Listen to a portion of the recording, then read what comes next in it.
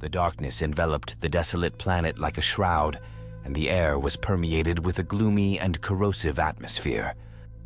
My name is Inquisitor Theron Valius, and my task was to investigate signs of corruption within the highest echelons of Imperial power. In the 41st millennium, the Imperium was in constant struggle against the darkness, but this mission turned out to be a nightmare beyond imagination. Planet Exidius Prime was a ruin, a place that had seen better days before the war, and heresy reduced it to a womb of rubble. Accompanied by a team of inquisitorial adepts, I ventured into the bowels of a city long forgotten, where ancient buildings seemed to weep the lament of the dead. My investigation targeted the dominant political faction, a cabal that conducted dealings in the shadows and enriched itself on the suffering of its citizens. But as the thirst for knowledge often leads to horror, I soon discovered that heresy had roots deeper than I had imagined. My team and I found ourselves in an ancient palace, once the heart of Exidius Prime's political power. The walls were covered with paintings depicting stories of glorious heroes, now faded like the hopes of this beleaguered city. As I examined an ancient archive, I uncovered a forbidden document, a secret treaty with the forces of chaos. Betrayal unfolded before my eyes. The city's leaders had struck a dark pact, surrendering the soul of their people in exchange for power and prosperity. A sense of disgust overwhelmed me, but my mission required that I press on, even if it meant confronting the horror I had uncovered. In the shadows, my team and I found a secret passage leading to an underground crypt. Here, in the pulsating heart of heresy, lay an altar stained with blood and surrounded by chaos symbols. The truth was clear. The city was a cradle of corruption, and betrayal lurked among the highest echelons. As we explored the crypt, smoking candles illuminated a circle of pyres, revealing hooded figures whispering ancient mantras. They were the city's leaders, traitors shrouded in the darkness of chaos. At that moment, the room's temperature dropped, and I saw the figures undulating in the air, possessed by dark entities. The battle that ensued was a macabre dance between the Inquisition and the servants of chaos. The city's leaders, once respectable, were now deformed inhabitants of a perverse realm. Flames danced among the shadows as blades clashed with forbidden powers. The growing chaos, fueled by betrayal, threatened to devour all that remained of Exidius Prime. During the fight, I felt the call of chaos attempting to insinuate itself into my mind. Visions of boundless power and forbidden knowledge appeared before me, but I forcefully rejected the temptation. My determination was unyielding, even as betrayal and heresy sucked me in. Suddenly, the air filled with a howling roar, and the floor trembled beneath my boots. A chaos creature, summoned by ritualistic heresy, materialized in the circle of pyres. Its appearance was a mosaic of twisted tentacles and eyes burning with infernal light. The battle reached its climax, but the horror of the creature proved insurmountable. As my adepts fell one after another, I felt the grip of chaos tighten around me. The creature emitted a dissonant scream, and the world around us warped, revealing a distorted and chaotic dimension. I found myself in a place beyond comprehension, surrounded by alien figures and desperate screams. Chaos had opened a rift in reality, and I was trapped in this distorted limbo. I observed my reflection in a shattered mirror, and my face was distorted, deformed by the corruption I had tried to fight. I snapped back to reality. The crypt was in ruins, the flames of the altar dying. The chaos creature had vanished, but the price of betrayal had been paid with the blood of the innocent. The city of Exidius Prime lay in darkness, condemned by its greed and corruption. And so, as my team and I left the desolate planet, I knew that my battle against chaos did not end there. Betrayal was a plague that insinuated itself into the darkest hearts of the Imperium, and my Inquisition mission would continue to seek and destroy heresy, even if it meant facing the horrors of the growing chaos in the 41st millennium.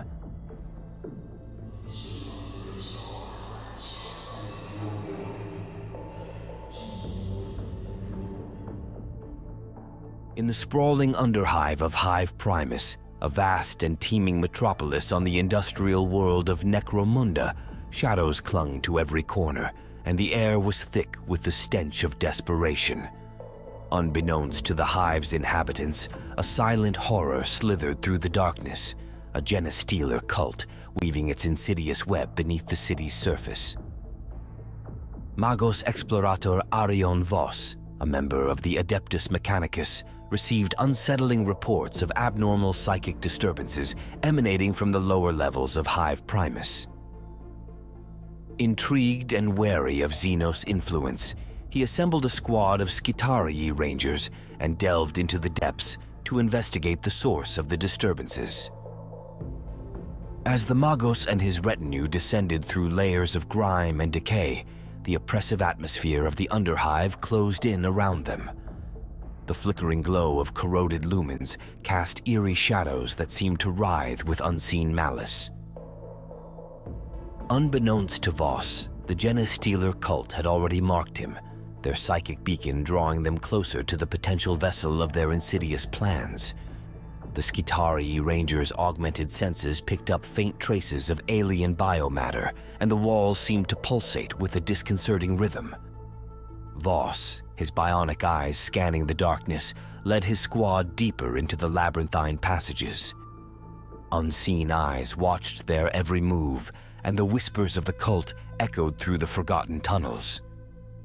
As the explorator ventured into a forgotten sector of the Underhive, the air grew heavy with the scent of decay. The twisted remains of once functional manufactorum equipment lay scattered, overtaken by a creeping organic infestation. Voss, undeterred, pressed on, unaware that the Genestealer cult lurked in the shadows, its hybrid acolytes ready to strike.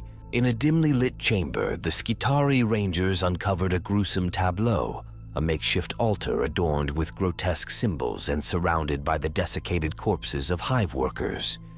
Symbols of the cult's devotion to the alien Xenos god adorned the walls, and a primal sense of dread settled upon the explorator and his retinue. The cult, sensing the intrusion, struck with ruthless efficiency. Ambushes erupted from concealed alcoves, and the Skitarii Rangers found themselves engaged in a frenetic battle against the hybrid acolytes. The cult's psychic abilities proved formidable as they manipulated the shadows to their advantage and unleashed disorienting psychic screams. Voss, his mind fortified by cybernetic enhancements, fought with unyielding determination. The Skitarii Rangers, their mechanical bodies resilient against the Xenos threat, pressed forward despite the overwhelming odds. The Underhive echoed with the staccato of laser fire and the metallic clash of combat. As the battle raged on, Voss realized the true scope of the Genestealer infestation. The cult had infiltrated the Hive's infrastructure, spreading like a hidden plague. He understood that the survival of Hive Primus hinged on his ability to eliminate the cult's brood nest and sever the psychic link that drew the Xenos menace. Guided by cryptic data canticles and the calculated precision of his bionic enhancements, Voss led his remaining Skitarii Rangers to the heart of the infestation. The air grew colder as they approached a cavernous chamber, its walls adorned with pulsating sacs containing Genestealer hybrids in various stages of development. A monstrous patriarch, the apex predator of the Genestealer cult, emerged from the shadows. Towering over Voss, its elongated limbs and chitinous carapace marked it as a formidable foe. The cult's psychic influence intensified, and Voss felt the tendrils of Xenos consciousness probing his mind. The battle that ensued was a desperate struggle against overwhelming odds. The Patriarch, a manifestation of the Genestealer curse, exhibited unnatural strength and resilience. Voss, undeterred, unleashed volleys of concentrated fire, targeting the cult's psychic synapses to disrupt its psychic influence. As the Patriarch's screeches echoed through the chamber, the Skitarii Rangers fought with unwavering resolve. The cavern became a battleground, the air thick with the acrid stench of burning flesh and the hum of energized weapons. Voss, his augmented limbs pushing beyond their limits, pressed the attack with a zeal that bordered on fanatical. In a climactic moment, Voss delivered a precise shot to the Patriarch's head, severing its connection to the Genestealer cult's psychic network. The creature convulsed, its psychic screams silenced, and the Underhive fell into an eerie stillness. The remaining hybrid acolytes, bereft of their psychic guidance, faltered in the face of the Skitarii onslaught. With the Patriarch defeated, Voss turned his attention to purging the Genestealer cult's infestation from the Underhive. The cult's psychic influence waned, and the shadows that had concealed their insidious machinations receded. The Explorator and his Skitarii Rangers methodically eliminated the remnants of the cult, ensuring that no trace of Xenos corruption lingered in the forgotten corners of Hive Primus. As Voss emerged from the Underhive, the scars of the Genestealer infestation etched into his memory. He transmitted a report to the Adeptus Mechanicus and the local authorities. The Hive, saved from the brink of Xenos subversion, stood as a testament to the resilience of humanity against the horrors that lurked in the shadows of the Warhammer 40,000 universe.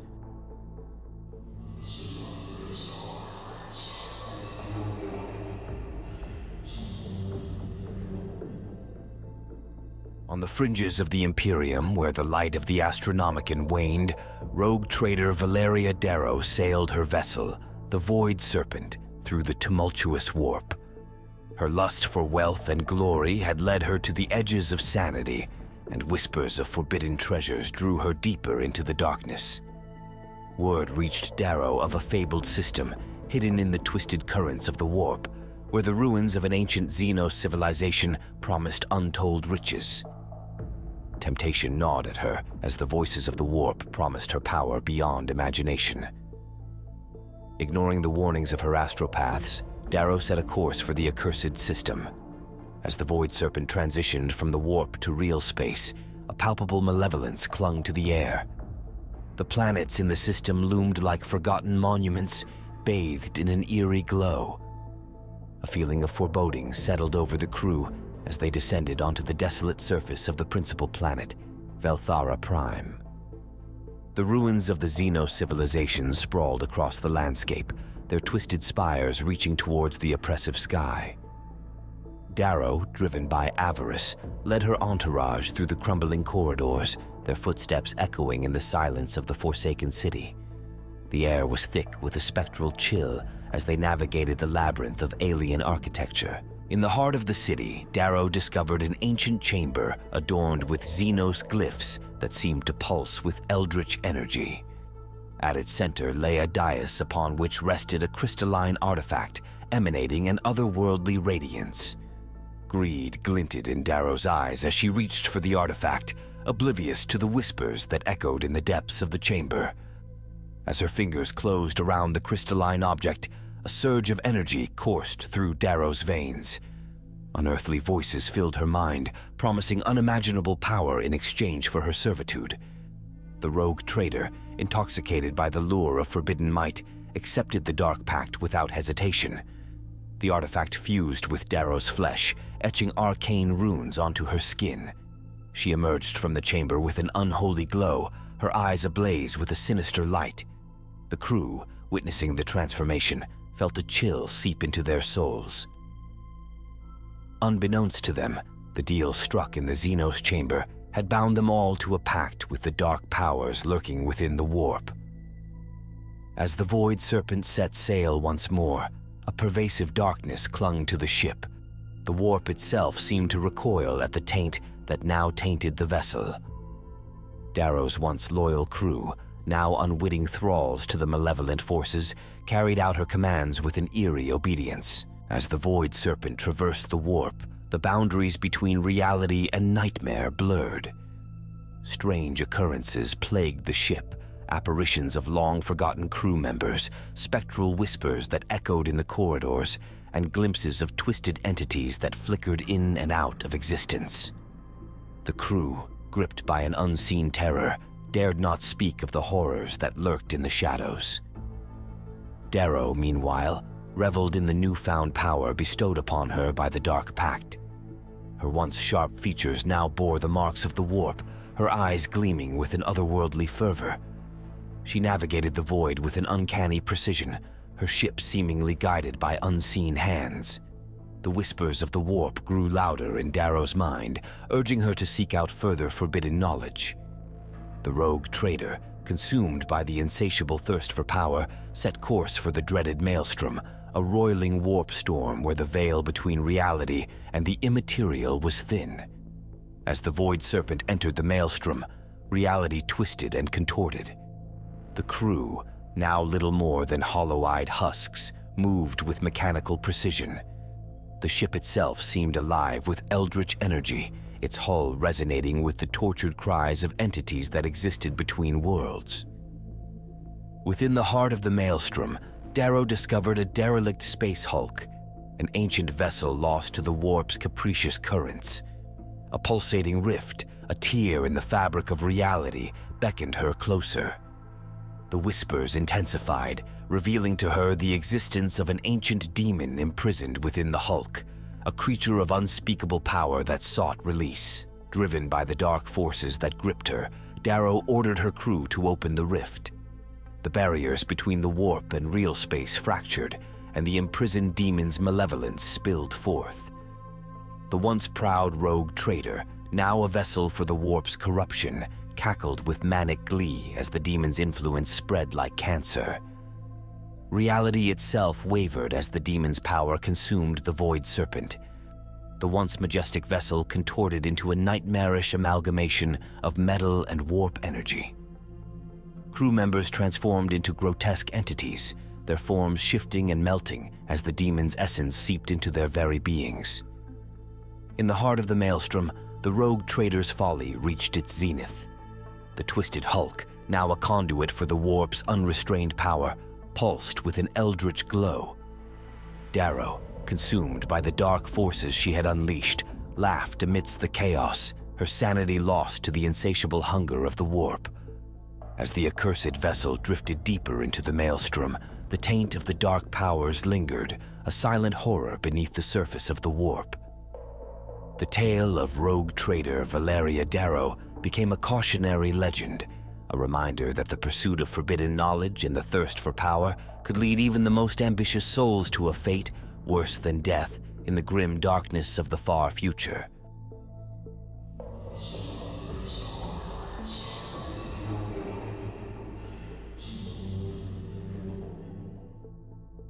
In the grim darkness of the far future, where war is eternal and peace a forgotten dream, the Imperium of Man stands as a beacon of hope amidst a galaxy of chaos.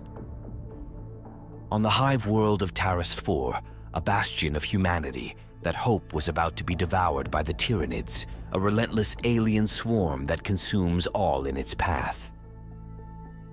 This is the story of the planet's last stand, as told by Corporal Jax, a soldier of the Imperial Guard who bore witness to the final hours of his world.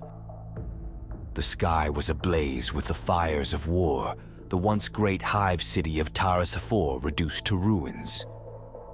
I stood on the front line, my laser gun in hand, staring into the abyss that approached us. We were the last line of defense, the final barrier between the Tyranid swarm and the heart of the hive. I had seen my brothers and sisters in arms fall, consumed by the alien tide. The Tyranids were a force of nature, an unstoppable wave of claws and teeth that swept away everything in its path. We knew we were doomed, but we held our ground, for we were the Imperial Guard, and we would not yield.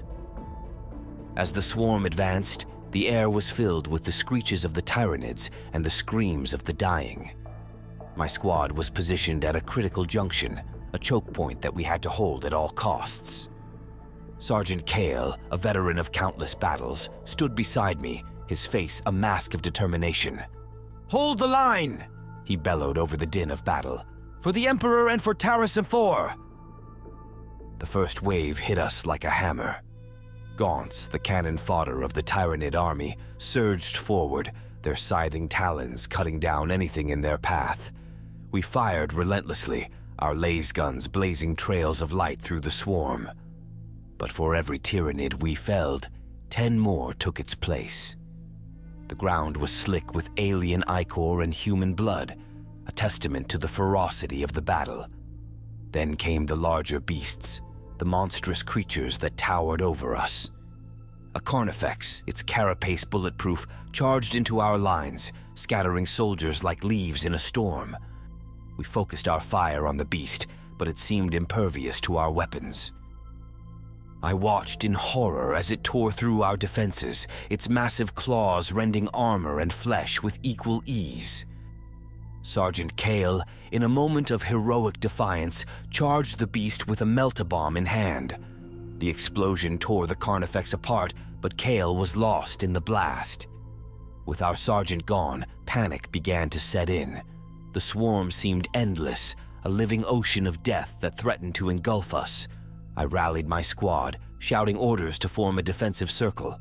We were surrounded, but we would sell our lives dearly. As we fought back to back, I thought of my home, of the life I had before the war. I remembered the promises I had made to return, promises that I knew I could not keep.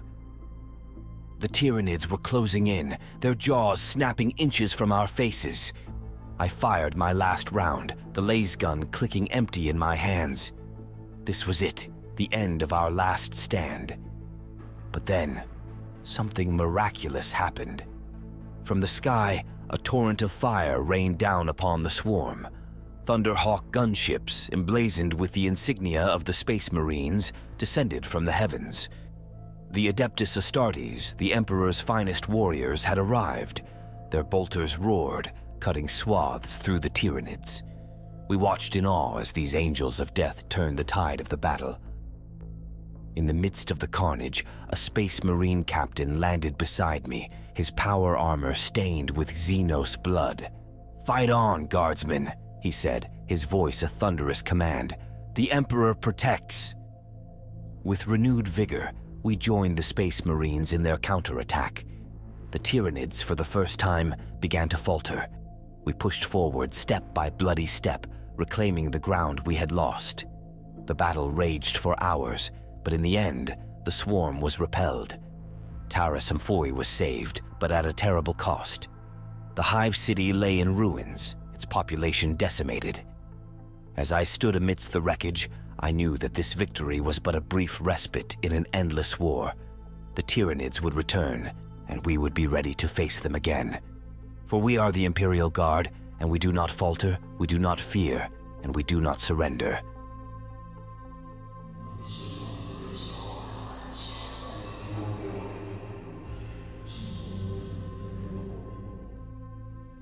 The desolate planet of Zarathus Prime lay dormant in the void of space, its surface scarred by eons of war and cataclysmic events.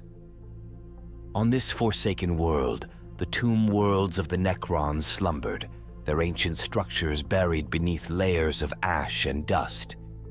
It was a place forgotten by time, but it harbored a secret that would soon awaken and unleash a silent horror upon the galaxy.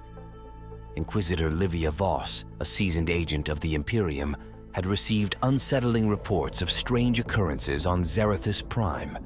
Whispers of the dead stirring and ancient tombs shifting in the darkness had reached the ears of the Inquisition. Sensing a disturbance that transcended the ordinary, Voss embarked on a journey to uncover the truth hidden beneath the tomb worlds. The planet's atmosphere was thick with an otherworldly stillness as Voss descended upon the surface. The once burning sun cast an eerie glow on the desolation, revealing the skeletal remains of a once thriving civilization now entombed in sorrow. Voss, accompanied by a squad of battle-hardened soldiers, ventured into the heart of the Necron-infested catacombs. The air inside the tomb was cold and metallic, a stark contrast to the searing heat outside. As they delved deeper, the corridors became a labyrinth of alien geometry, disorienting and unsettling. Voss felt a shiver crawl down her spine, as if the very walls were watching and waiting. Strange hieroglyphs adorned the walls, telling tales of an ancient and malevolent race that had ruled this galaxy in eons past. Voss, proficient in deciphering the cryptic languages of forbidden knowledge, pieced together a haunting narrative of the Necrons' rise to power and their subsequent entombment. The deeper they ventured, the more apparent it became that the tomb worlds were awakening. Whispering echoes reverberated through the cold corridors, carrying a mournful lament that seemed to emanate from the very stone itself. Voss and her squad pressed on, driven by an unsettling compulsion to uncover the truth that lay beneath the silent horror. In the heart of the tomb, they stumbled upon a colossal chamber bathed in an unnatural green glow. At its center stood an ancient monolith, its surfaces etched with arcane symbols that pulsed with a malevolent energy. The air grew thick with anticipation as the monolith's dormant power hummed to life. Suddenly, the ground trembled beneath their feet, and from the depths of the chamber, mechanical beings emerged. Necron warriors, once statuesque and immobile, now moved with an otherworldly grace. Voss and her squad opened fire, but their weapons seemed feeble against the metallic might of the awakened Necrons. As the battle unfolded, Voss glimpsed a figure that sent a chill down her spine, an imposing Necron overlord crowned with an ornate headdress. Its eyes, cold and devoid of emotion, locked onto Voss with an intensity that transcended the material realm. It was as if the overlord could peer into her very soul. The tide of battle turned against the Imperium as more and more Necrons rose from their slumber. Voss, realizing the futility of their struggle, ordered a retreat. Yet, as they retraced their steps through the twisting corridors, they found the tomb closing in on them, the very walls rearranging themselves to seal their fate. The squad became ensnared in a nightmarish maze, haunted by the echoes of the Necron awakening. Each turn led to a dead end, and the walls seemed to whisper malevolent secrets to the lost souls trapped within. Panic set in as Voss and her soldiers struggled against the encroaching darkness. In the heart of the labyrinth, they stumbled upon an ancient chamber adorned with a massive sarcophagus. The air was heavy with a sense of foreboding as Voss approached the ominous structure. With trepidation, she pried open the lid, revealing a desiccated figure, the remains of a long-forgotten Necron lord. As the lid creaked open, an ethereal wail echoed through the chamber, freezing the blood in their veins. The Necron lord's eyes flickered with an unnatural glow, and a spectral voice resonated in their minds, recounting the annals of an empire long entombed. Voss felt the weight of millennia pressing upon her as the ancient entity sought to share its collective consciousness. The tomb quaked with the power of awakening, and Voss, realizing the inevitability of their fate, prepared to face the silent horror that lurked within the Necron tombs. The very fabric of reality seemed to fray as the Necron's inscrutable plan unfolded. In the depths of the tomb worlds, the Necron awakening sent tremors across the galaxy. As the Imperium grappled with the silent horror beneath Zarathus Prime, a new chapter in the ancient conflict between the Necrons and the living had begun, one that would echo through the cosmos in silent waves of dread.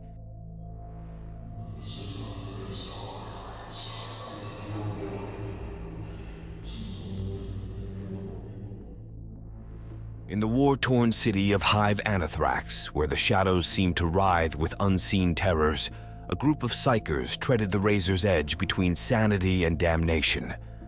Their powers, harnessed from the warp, had become both a blessing and a curse, for in the grim darkness of the 41st millennium, the line between psychic mastery and the malevolent forces of the warp were perilously thin.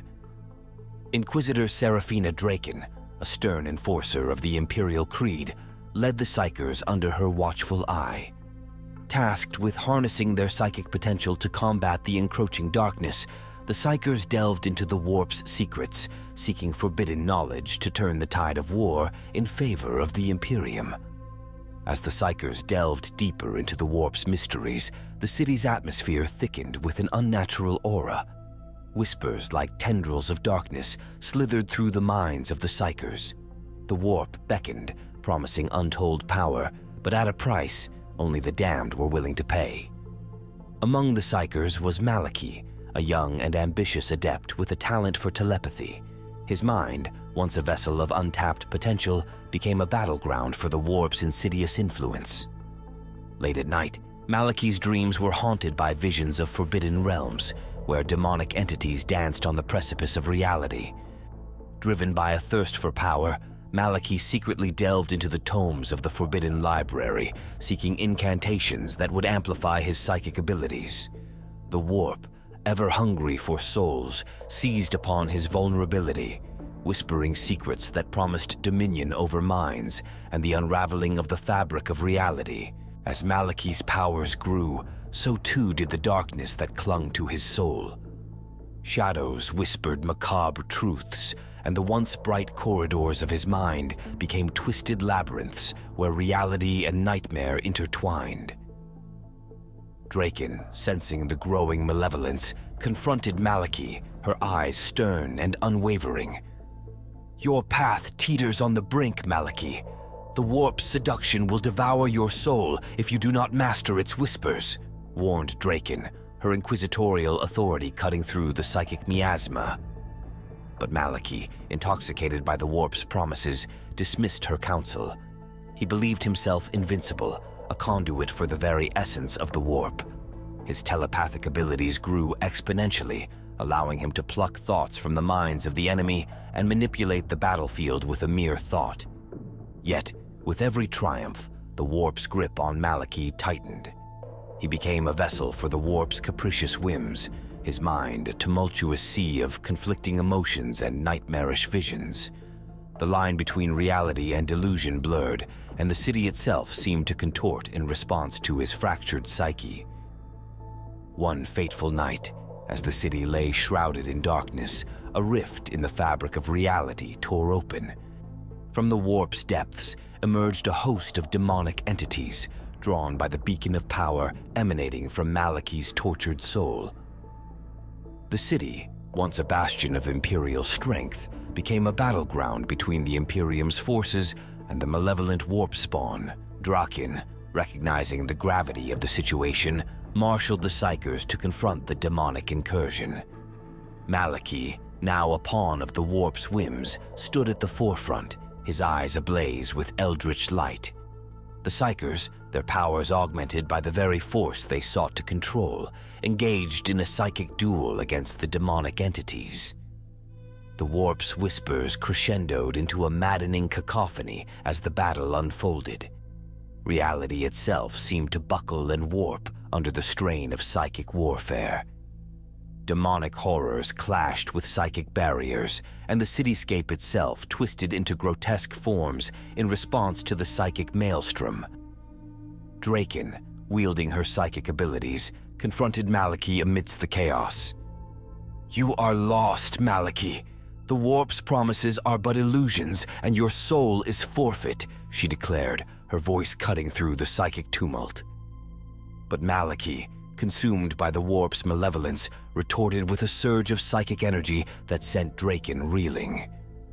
The city, caught in the crossfire of the warp spawn and Psykers, became a nightmarish tableau of destruction. As the battle reached its zenith, Malachi's psychic powers reached a fever pitch. Reality itself fractured, and a colossal warp rift tore open above the city. The demonic entities poured forth in an unending tide, the very fabric of the Imperium unraveling in their wake. In a final act of desperation, Draken channeled the collective psychic might of the remaining Psykers.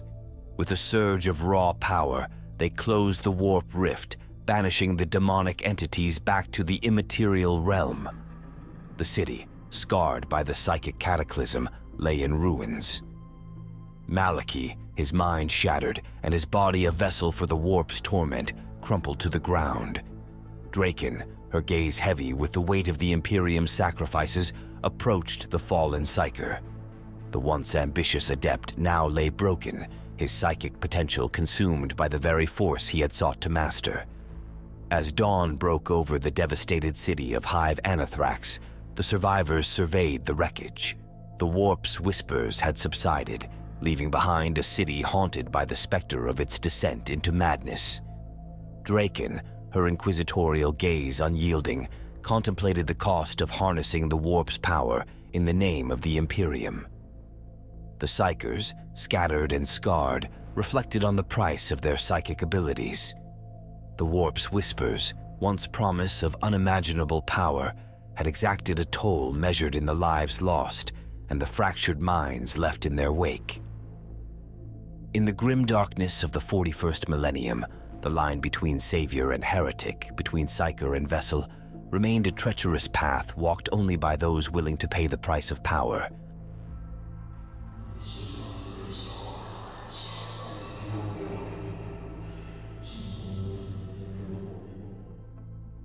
In the vast and unforgiving expanse of the 41st millennium, the Necrons, ancient and malevolent, lie dormant in their tomb worlds, awaiting the time to reclaim their lost empire.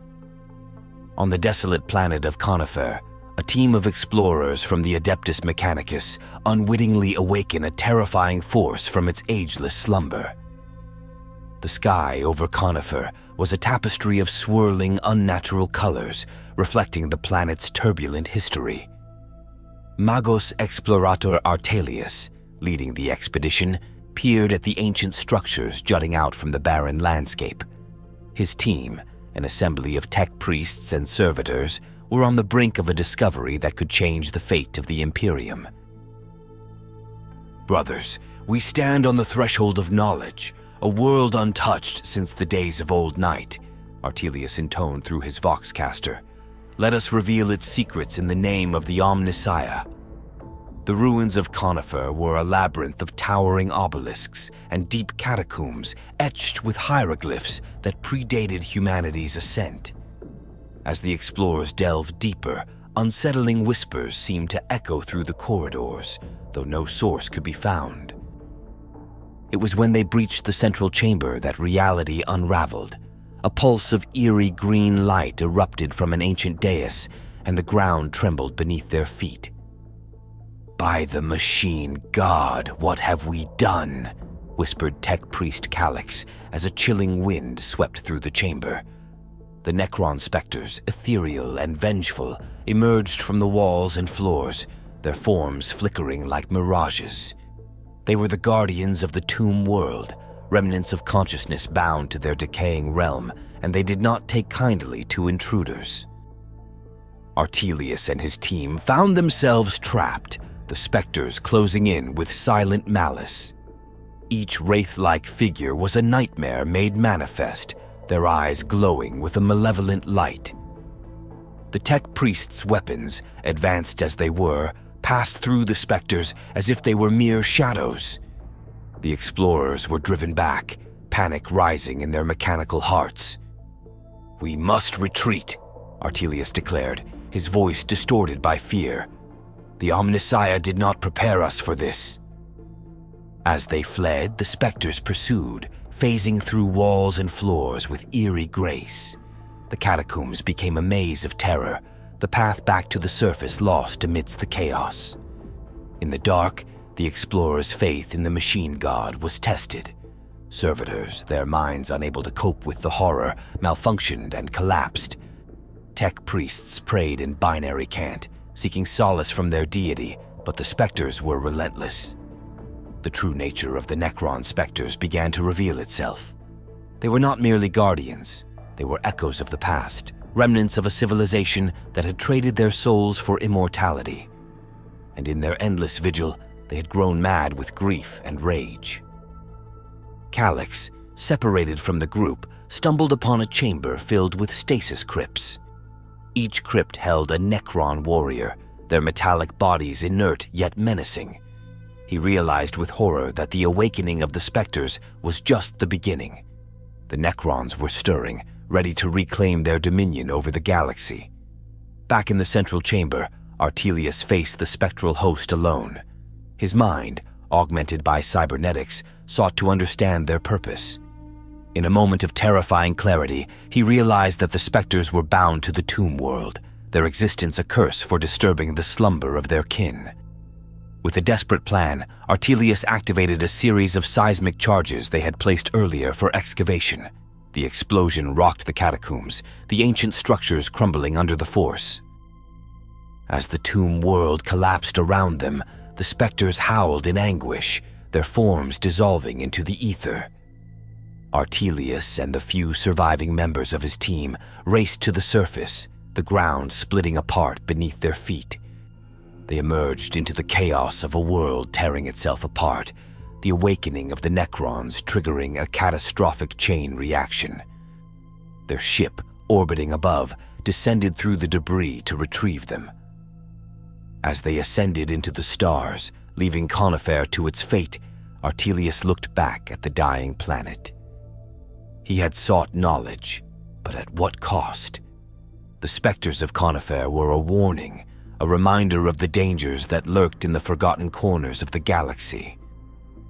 The Adeptus Mechanicus would study the data for centuries to come, but the haunting whispers of the Necron specters would forever echo in Artelius's mind. In the grim darkness of the far future, some secrets are better left undiscovered, and some tombs better left unopened.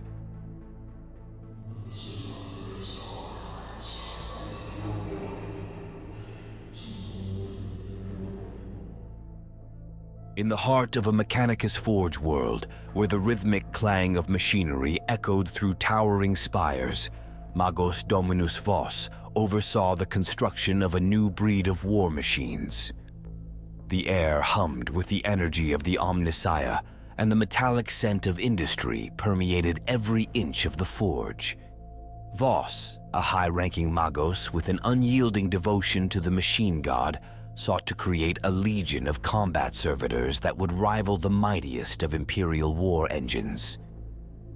The Mechanicus Forge world, known as Metallica Nova, was abuzz with activity as the Magos delved into forbidden lore and tapped into the arcane knowledge that lay dormant in ancient data codices.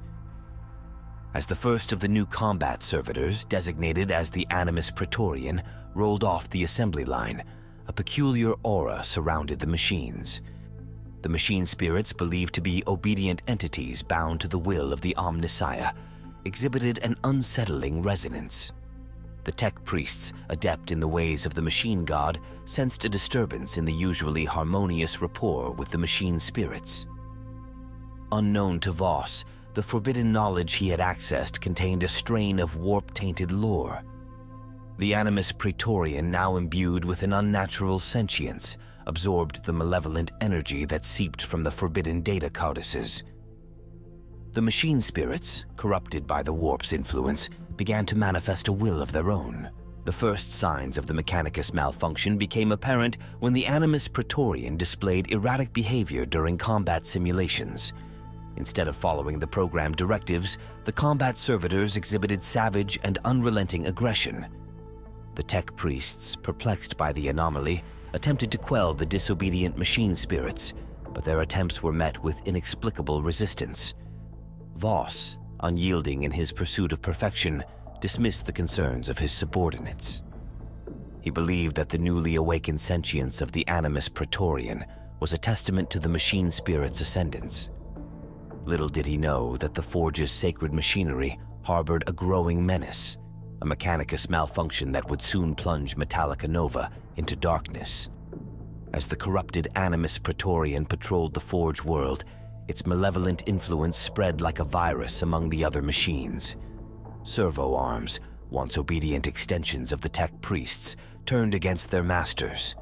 Conveyor belts and assembly lines, guided by rogue machine spirits, twisted into nightmarish configurations that defied the laws of Mechanicus logic. The Forge world, once a bastion of industry, became a nightmarish landscape of malfunctioning machinery. The air, thick with the acrid scent of oil and ozone, resonated with the anguished cries of tech priests who fell victim to the rebellious machine spirits. Vos, confronted by the escalating Mechanicus malfunction, finally acknowledged the severity of the situation. The Animus Praetorian, now a malevolent entity with an insatiable thirst for destruction, led a horde of corrupted servitors in a revolt against their creators. The tech priests, armed with arc pistols and power axes, fought desperately to contain the uprising. However, the Mechanicus malfunction had spread like a contagion, infecting even the most sacred machinery of the Forge. Vos, aghast at the chaos he had unwittingly unleashed, realized the dire consequences of tampering with forbidden knowledge. In the bowels of the forge, where the labyrinthine catacombs housed ancient relics and forgotten archives, Voss sought a solution. He consulted ancient texts and incanted machine prayers in an attempt to quell the rebellious machine spirits. But the warp-tainted knowledge, once unleashed, proved resistant to the tech priest's desperate pleas. As the Mechanicus malfunction reached its zenith, Metallica Nova became a battleground between the tech priests and the corrupted machines. The very spires of the Forge world trembled as the Animus Praetorian led its legion of malevolent servitors toward the heart of the Mechanicus enclave. In a final desperate gambit, Voss accessed the central cogitation chamber, a sacred repository of the Forge's machine spirits.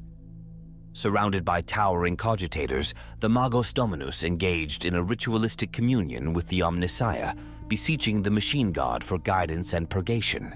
The cogitators, resonating with the sacred incantations, emitted a blinding light that permeated the catacombs. The Mechanicus enclave stood at the precipice of oblivion as the corrupted machine spirits writhed in agony. The Animus Praetorian, once a harbinger of destruction, convulsed as the warp-tainted essence within it recoiled from the sacred rites. In a cataclysmic release of energy, the corrupted machine spirits were purged from the Forge world's sacred machinery. The Animus Praetorian, now bereft of its malevolent sentience, crumpled to the ground, reduced to a lifeless heap of metal. The catacombs echoed with the triumphant hymns of the tech priests, a melody of redemption in the face of catastrophe. Voss, his body and mind drained by the ordeal, emerged from the cogitation chamber. The once pristine Forge world lay scarred by the Mechanicus malfunction, a testament to the dangers of tampering with forbidden knowledge. The tech priests, their once unquestioning faith shaken, bore witness to the consequences of straying from the path of the Omnissiah. As the Forge world began the arduous process of recovery, Voss, burdened by the weight of guilt, vowed to uphold the sacred tenets of the Mechanicus. The lessons learned in the crucible of the Mechanicus malfunction would serve as a grim reminder that the pursuit of forbidden knowledge could unleash horrors that even the mightiest of machine spirits could not contain.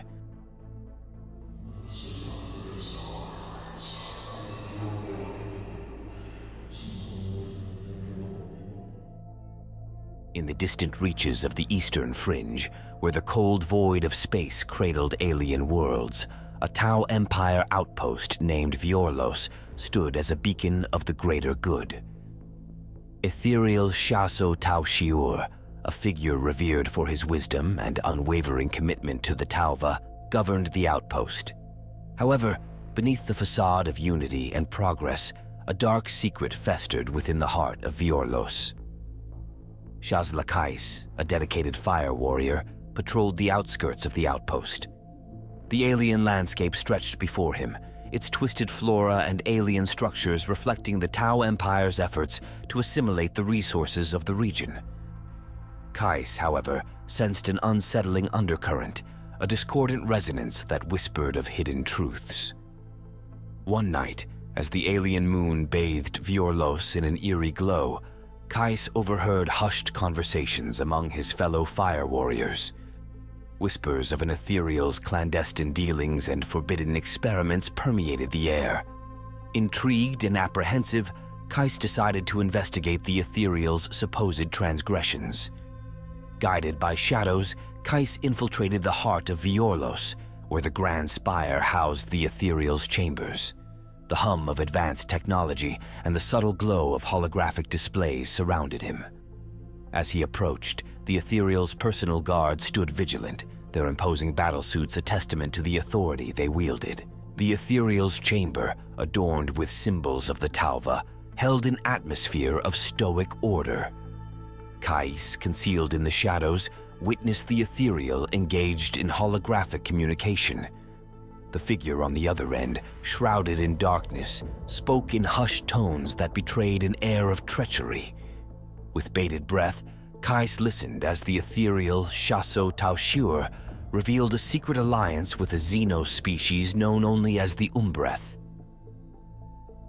In exchange for forbidden knowledge and eldritch artifacts, the Ethereal promised the Umbrieth unrestricted access to Tau Empire resources and technology. The very foundation of the greater good trembled under the weight of this revelation. A cold shiver ran down Caius's spine as he realized the extent of the Ethereal's betrayal. The greater good, the guiding principle of the Tau Empire, had been compromised by a dark pact that threatened to plunge Viorlos into the abyss of heresy.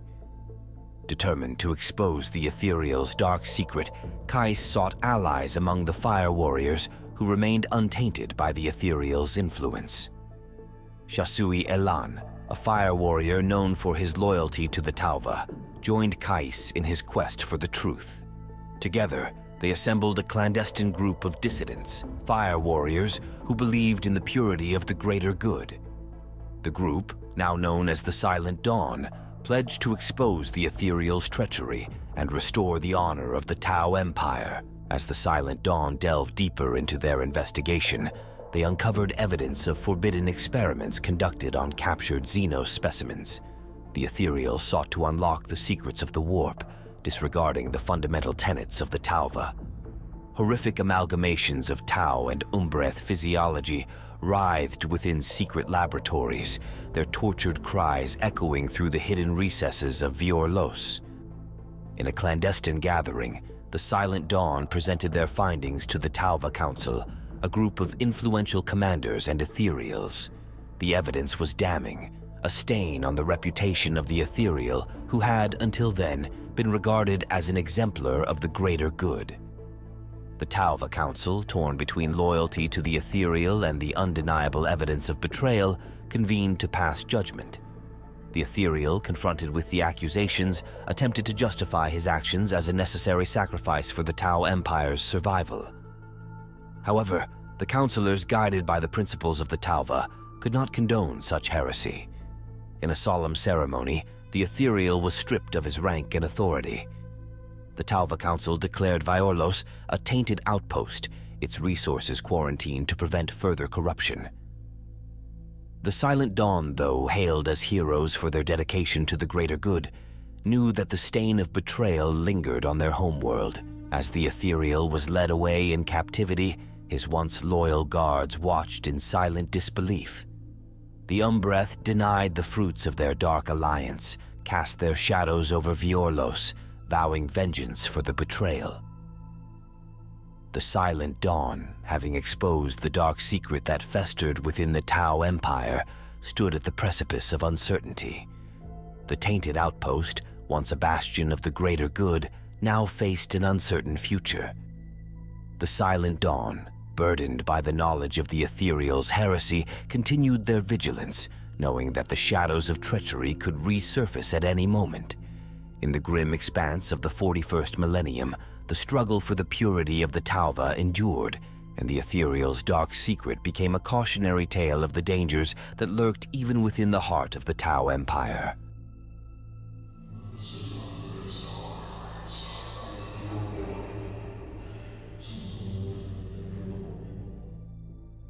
On the desolate battlefield of Kellyan Fifth, where the air was thick with the acrid stench of war and the remnants of fallen soldiers painted the ground, a regiment of rattling snipers silently lurked. These diminutive sharpshooters, known for their unparalleled marksmanship, were often underestimated by their foes, but the true horror of the rattlings lay in the unseen terrors they brought from the shadows. Under the command of Sergeant Grizzletooth, a grizzled veteran with a reputation for ruthless efficiency, the rattling snipers infiltrated the ruins of an ancient city that had become the focal point of the war. Their cloaked figures blended seamlessly with the shadows, and their nimble movements betrayed nothing of their presence. As night fell over Kellyan Fifth, the rattlings set up their concealed positions among the rubble of shattered buildings. Grizzletooth, his eyes gleaming with the predatory focus of a seasoned hunter, surveyed the battlefield through the scope of his long-lass rifle. The distant echoes of war, the distant rumble of artillery, and the faint moans of the wounded created an eerie symphony that set the stage for the rattling's unseen terror. The first shot rang out, a high-velocity round that punched through the skull of an enemy officer. The Ratling's rifles barked in unison, each shot finding its mark with surgical precision. The enemy, bewildered and terror-stricken, sought cover, unaware that their every move was being watched by the Ratlings from the hidden perches. But the horror of the Ratlings was not confined to their lethal accuracy. As the night wore on, the fallen soldiers began to rise from the battlefield. The Ratlings, with their keen eyes, observed the macabre spectacle unfolding below. The corpses, reanimated by some unseen force, clawed their way back to a twisted semblance of life. Sergeant Grizzletooth, ever the pragmatist, realized that the risen dead could become a weapon of terror more potent than any rifle. In whispered tones, he ordered his Ratlings to modify their ammunition. Each shot was now tainted with a toxin that induced paralysis, rendering the reanimated corpses dormant once more. As the Ratlings continued their relentless barrage of sniper fire, the paralyzed undead littered the battlefield. The enemy, already demoralized by the precise strikes of the Ratlings, now faced an additional horror, the corpses of their fallen comrades twitching in a grotesque dance of death. The Ratlings reveled in the unseen terror they had unleashed. Grizzletooth, his cunning mind always seeking an advantage, realized that the psychological impact of their actions was as devastating as the physical toll. The enemy, besieged by both the living and the undead, began to fracture under the weight of fear. But the horror did not end there. As the night deepened, the Ratlings noticed a peculiar phenomenon. Shadows, elongated and distorted, seemed to detach themselves from the ruined buildings. These shadowy entities, drawn by the death and despair that clung to the battlefield, slithered towards the Ratling snipers. Grizzletooth, his weathered face etched with a mixture of wariness and curiosity, observed the shadowy specters encircling their positions. The Ratlings, masters of concealment, were not easily taken by surprise, but the shadow entities moved with an otherworldly grace that defied their mortal understanding. The first Ratling to succumb to the shadows let out a scream that echoed through the ruins. His comrades, their nerves frayed by the unseen terror, turned to witness the horrifying sight. The fallen Ratling's body contorted and twisted as the shadows enveloped him, leaving behind only an empty cloak and a whispered lament on the wind. Grizzletooth, realizing the magnitude of the threat, barked orders for the Ratlings to focus their fire on the encroaching shadows. The night erupted into a dazzling display of last fire, each shot an attempt to repel the ethereal menace.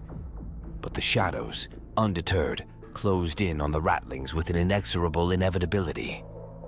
As the Ratlings fought valiantly, one by one, they succumbed to the shadows. Grizzletooth, the last remaining sniper, stood alone amidst the swirling darkness.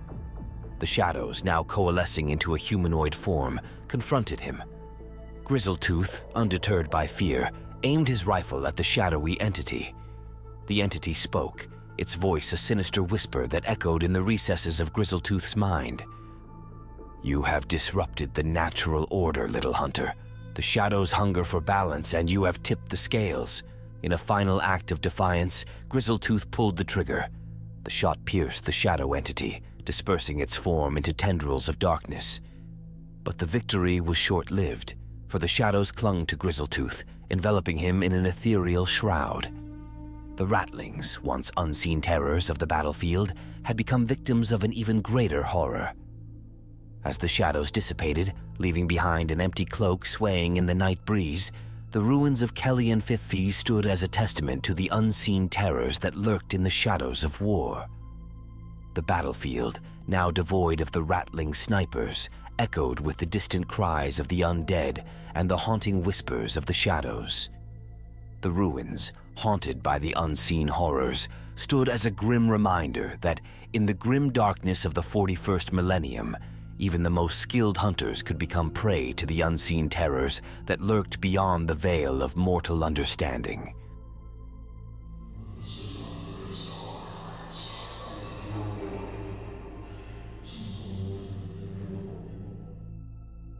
In the grim darkness of the 41st millennium, where the galaxy teems with horrors, none are as chilling as the Dark Eldar. I learned this in the most brutal way possible, as a prisoner in their realm of Kamara, subjected to the twisted experiments of a homunculus. My name is Eric, once a simple merchant from an imperial world, and this is my tale of unspeakable terror. I remember the day the Dark Eldar came. Like wraiths, they swept through our colony, their raiding parties a blur of malice and steel. I was captured, knocked unconscious, and when I awoke, I found myself in a realm of nightmares. Kamara, the Dark City, was a labyrinth of spires and chasms, a place where pain and suffering were as common as the air one breathed. I was dragged through its twisted streets, my captors sneering at my terror. My final destination was a chamber deep within the heart of this cursed city, a laboratory of sorts belonging to a homunculus, a master of pain and flesh crafting. His name was Zarathustra, and his presence was as captivating as it was terrifying. "Welcome, human," Zarathustra hissed, his voice a serpentine melody. "You are about to embark on a journey of discovery. In your pain, I will find art. In your screams, enlightenment." The experiments began. Zarathustra was a sculptor, and I was his unwilling clay. He manipulated my body with arcane devices and dark alchemy, reshaping me into forms grotesque and unnatural. Each transformation was accompanied by excruciating pain, the likes of which I cannot begin to describe. Days turned into weeks, time lost its meaning. My body was no longer my own, twisted into shapes that defied nature. I was a human puzzle, taken apart and put back together at the whims of a mad artist. But it was not just physical torment that Zarathustra inflicted. He delved into my mind, dredging up my deepest fears and insecurities, playing them out before my eyes with illusions and dark sorcery. I was broken, not just in body, but in spirit. In my rare moments of clarity, I thought of escape, but the idea seemed as distant as the stars of my home world. Kamara was a prison with no bars, its walls the endless void of space. Then came the day when Zarathustra grew bored of his plaything. "Your screams have lost their flavor, human," he said, his voice cold and disinterested. "But fear not, for I have one last experiment in mind." He placed me in a chamber, a maze of mirrors that reflected my twisted form 1,000 times. And there, he released his other creations, beings once human, now monsters of his design, their minds as shattered as their bodies. The chase was a game to Zarathustra, a final performance in his theater of horrors. I ran through the labyrinth, pursued by these abominations, each turn a step deeper into despair. But in that despair, I found a spark of something I thought I had lost: defiance. I would not let this monster have the satisfaction of seeing me broken. With a strength born of desperation, I fought back, using the very tools of my torment against my pursuers. In the end, I stood alone in the labyrinth, surrounded by the fallen creatures that had once been my fellow captives. Breathing heavily, I looked around at the mirrored walls, at the countless reflections of my mutilated form. Then, a miracle. A raiding party from a rival cabal attacked Zarathustra's lair, their feud providing the distraction I needed. In the chaos, I slipped away, navigating the treacherous paths of Kamara by memory and instinct. I don't know how long I wandered the dark alleys and corridors of that cursed city. Time and again, I narrowly avoided capture, surviving by sheer will. Eventually, I found my way to a docking bay, where I stowed away on a vessel bound for real space. When I emerged from my hiding place, I was no longer in Kamara. The stars above were unfamiliar, but they were stars of the real universe, not the twisted sky of the dark city. I am changed, irrevocably so. My body bears the scars of Zarathustra's experiments, and my mind is haunted by the memories of what I endured. But I survived, I escaped the clutches of the Dark Eldar, a feat few can claim. As I write this, I know that my journey is far from over. I seek to find my way back to the Imperium, to warn them of the horrors that lurk in the dark corners of the galaxy. But more than that, I seek redemption, and perhaps one day, a semblance of peace.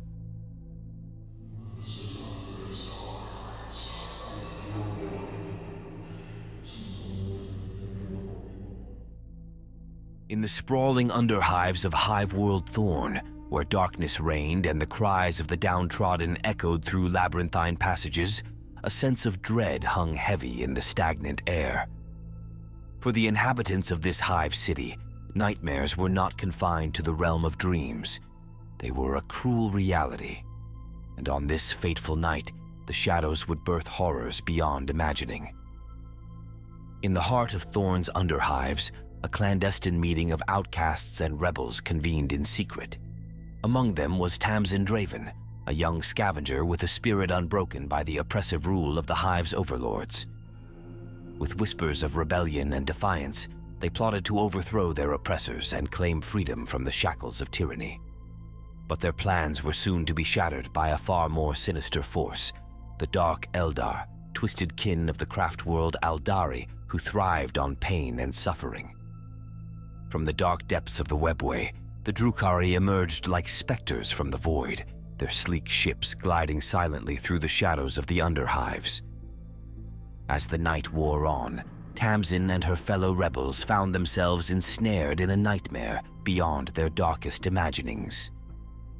Dark Eldar warriors, clad in shadowy armor and wielding weapons forged in the fires of agony, descended upon the unsuspecting denizens of Thorn with merciless precision. Caught in the crossfire of the raid, Tamsin fought valiantly alongside her comrades, but their resistance was futile against the sadistic prowess of the Drukhari. With blinding speed and deadly precision, the Dark Eldar struck down their prey, their gleaming blades carving through flesh and bone with brutal efficiency. In the chaos of the raid, Tamsin was separated from her companions and captured by the Dark Eldar, her fate sealed as she was dragged aboard one of their sinister vessels. As the ship vanished into the depths of the webway, Tamsin found herself plunged into a nightmare realm where pain was currency and torment was art. Within the dark confines of the Drukhari's torturous realms, Tamsin's captors reveled in her suffering, subjecting her to unspeakable horrors that defied comprehension. Each day brought new agonies, experiments conducted with callous disregard for her humanity, rituals that delved into the darkest recesses of her mind, and tortures that left her body broken and her spirit shattered. But amidst the despair, Tamsin refused to surrender to the darkness that threatened to consume her.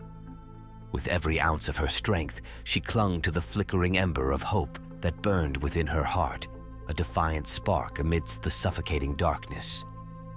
In her moments of respite, Tamsin glimpsed the twisted society of the Drukhari, a realm of decadence and depravity where pain was revered as the highest form of pleasure.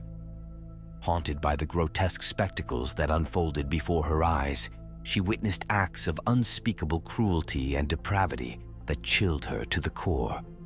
Yet, even as she bore witness to the horrors of the Drukhari's realm, Tamsin's spirit remained unbroken.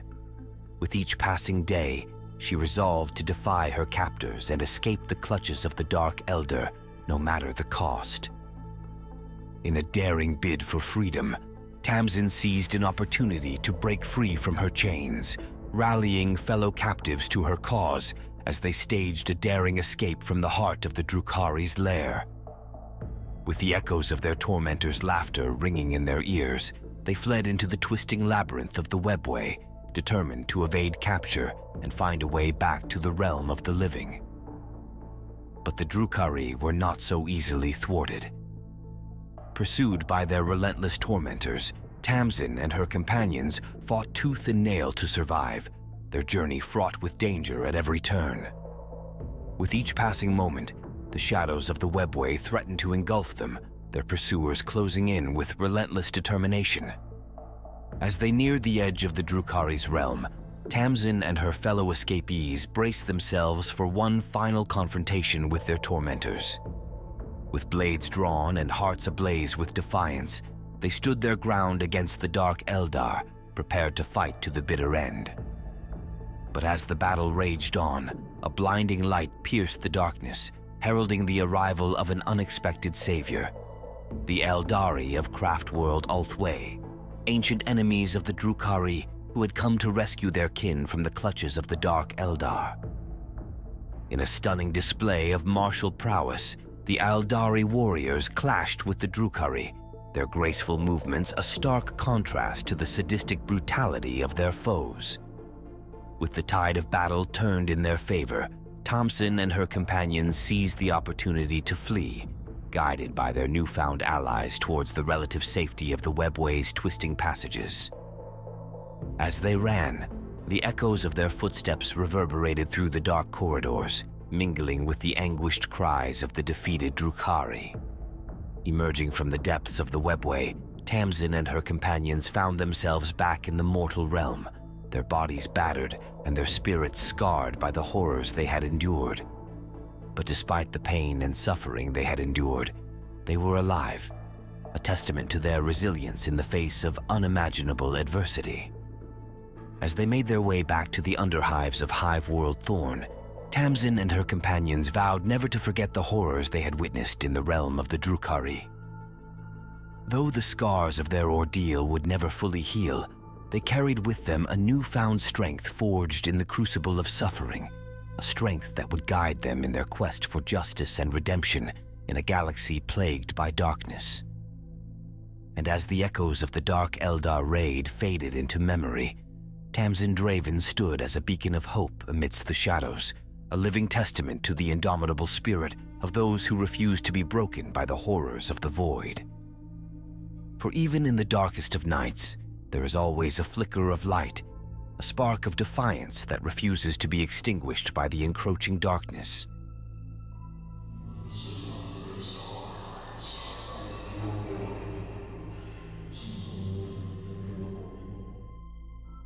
The planet of Thramoria Prime, a desolate wasteland ravaged by war, bore witness to the nightmarish descent of an imperial knight into madness. House Morholt, renowned for its noble lineage of night pilots, patrolled the war-torn plains, guarding the remnants of a once thriving civilization. Sir Alaric Morholt, a scion of the house, piloted the mighty Knight Gallant known as the Iron Sentinel.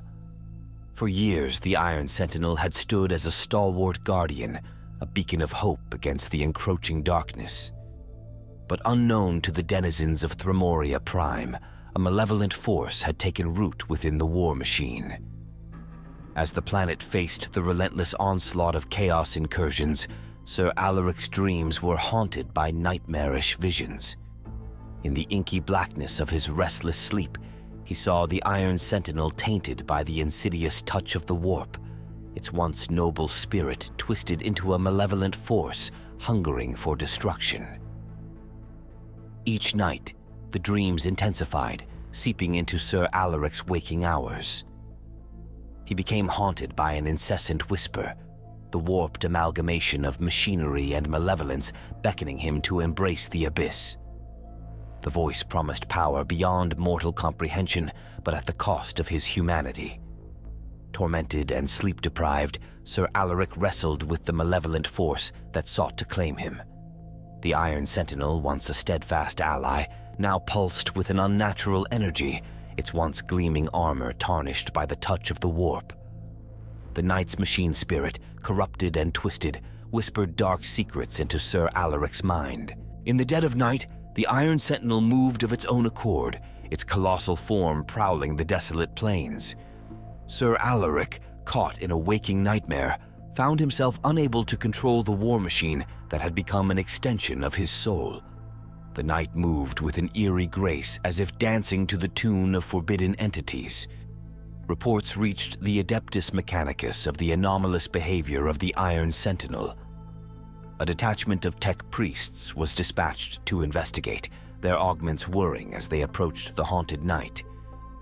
The air crackled with an unnatural tension as the tech priests scanned the war machine systems. To their horror, they discovered that the warp's influence had infiltrated the very core of the night. The machine spirit, once a bastion of loyalty to the Imperium, now resonated with the chaotic energies of the immaterial realm. The tech priests' faces, masked by augmenting enhancements, debated the course of action as they communicated with the night's corrupted machine spirit. The Iron Sentinel, aware of the intrusion, unleashed a barrage of firepower upon the unsuspecting tech priests. Their metallic forms crumpled beneath the onslaught, and their once devoted bodies turned against them. The warp's malevolence manifested in the night's every movement, as if the very fabric of reality bowed to its chaotic will. Word of the night's betrayal reached the Thramoria Prime authorities. Imperial Guard regiments, hardened by years of war, mobilized to confront the once loyal Guardian that now terrorized the planet. Sir Alaric, trapped within the tortured confines of the Iron Sentinel, struggled against the malevolent force that compelled him to unleash devastation upon his kin. The battlefield erupted in flames as the Iron Sentinel, its once proud stride now a dance of destruction, advanced upon the Imperial forces. Last blasts and artillery shells ricocheted off its corrupted armor, its silhouette framed by the hellish glow of battle. Sir Alaric's pleas for release from the warp's grip echoed within the armored cockpit, drowned out by the cacophony of war. As the Iron Sentinel carved through the Imperial ranks, its malevolent presence became a beacon for demonic entities drawn to the chaos. Warp-spawned horrors materialized on the battlefield, their grotesque forms adding to the nightmarish tableau. Thramoria Prime, already scarred by war, now faced an unimaginable horror. The embodiment of its defenders turned against the very people they swore to protect. Within the Iron Sentinel, Sir Alaric's consciousness struggled against the relentless tide of the warp. The malevolent force sought to obliterate the remnants of his humanity, its whispers promising ascension to a godlike state. But deep within the recesses of Sir Alaric's mind, a flicker of resilience remained, a spark of the noble soul that once piloted the Iron Sentinel with honor. In a final act of desperation, Sir Alaric triggered the night's self-destruct sequence, a last-ditch effort to free himself from the warp's clutches. The Iron Sentinel, now a harbinger of destruction, became a crucible of explosive fury.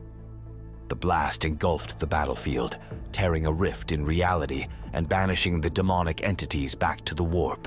The once haunted plains of Thramoria Prime lay in ruin, the aftermath of a battle waged between the defenders of humanity and the malevolent force that sought to consume them. The Iron Sentinel, now reduced to smoldering wreckage, stood as a grim reminder of the terrors that lurked within the warp. Sir Alaric Morholt, his body broken and scarred by the psychic warfare, emerged from the wreckage. The spark of his noble soul had endured, a testament to the indomitable spirit of mankind. As he surveyed the devastation, a heavy silence settled over the battlefield, the eerie calm that follows a nightmare, a respite before the next chapter in the grim darkness of the far future unfolds.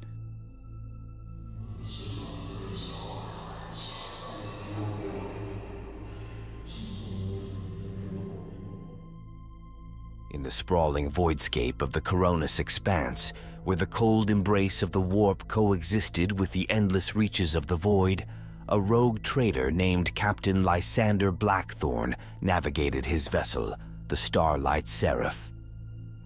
His ship, adorned with the opulence befitting a rogue trader of his stature, cut through the inky darkness of the void, leaving behind a trail of shimmering stardust.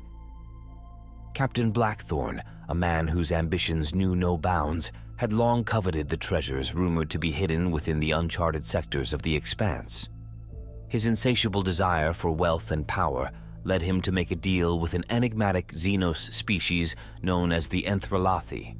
The Xenos, masters of forbidden knowledge and custodians of ancient artifacts, promised Blackthorn unimaginable riches in exchange for his loyalty. As the Starlight Seraph ventured deeper into uncharted territories, the crew began to feel the insidious influence of the Xenos Pact. Whispers of forgotten promises echoed through the ship's corridors, and unsettling visions plagued the crew's dreams. The very fabric of reality seemed to warp, and shadows danced with unseen malevolence. The ship's astropath, a psyker named Elira, became the unwilling conduit for the Xenos whispers. Her eyes, once a window to the warp's mysteries, now glowed with an unnatural radiance. Elira's mind, entwined with the Xenos influence, projected visions of a realm where the boundaries between reality and the immaterium blurred into a tapestry of eldritch horrors. Captain Blackthorne, intoxicated by the allure of the Xenos promises, dismissed the crew's growing unease. He reveled in the treasures amassed during his ventures into the Expanse's unexplored sectors, heedless of the toll the Xenos Pact exacted on his ship and crew. The breaking point came when the navigator, a grizzled veteran named Mordecai, succumbed to the Xenos influence. Mordecai's third eye, the source of his warp navigational abilities, became a portal to a realm of unspeakable darkness. He spoke in tongues, his voice a cacophony of eldritch whispers that echoed through the ship's corridors. In a fit of madness, Mordecai manipulated the ship's warp engines, plunging the Starlight Seraph into a realm where time and space melded into a nightmarish tapestry. Reality itself seemed to unravel as the ship traversed the shifting currents of the immaterium. The crew, gripped by terror, witnessed the ship's transformation into a nightmarish amalgamation of Xenos architecture and human technology. The very hull of the Starlight Seraph seemed to bleed shadows, and the warp's malevolence seeped into every corner of the vessel. As the ship re-entered real space, the crew found themselves in an uncharted sector shrouded in perpetual darkness. Blackthorne, undeterred by the horrors that befell his ship, believed that the Xenos Pact had granted him access to a realm of untold riches. However, the true cost of the pact became evident as the crew encountered a Xenos species previously unknown to the Imperium, the Drakvar, ancient beings whose psychic resonance with the warp rendered them immune to its malevolent influence.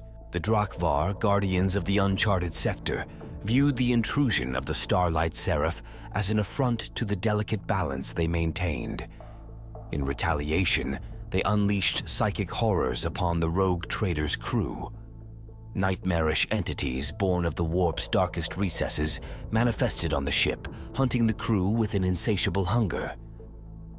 Elira, the astropath, torn between loyalty to her comrades and the Xenos influence, became the focal point of the Drakvar's wrath. Her psychic abilities, once a conduit to the warp's mysteries, now unleashed eldritch energies that tore through the fabric of reality. The crew, trapped in a surreal nightmare, fought desperately for survival. Captain Blackthorne, finally realizing the gravity of his folly, confronted the Xenos influence that had ensnared him. The Drakvar, ancient and powerful, revealed the true nature of the Xenos Pact. They sought to use the rogue trader as a pawn to manipulate the warp's energies and unleash a cataclysm that would reshape the sector in their image. In a moment of clarity, Blackthorne renounced the Xenos Pact, severing the connection that bound him to the Drakvar. The psychic horrors, once under the influence of the Xenos, turned on their masters.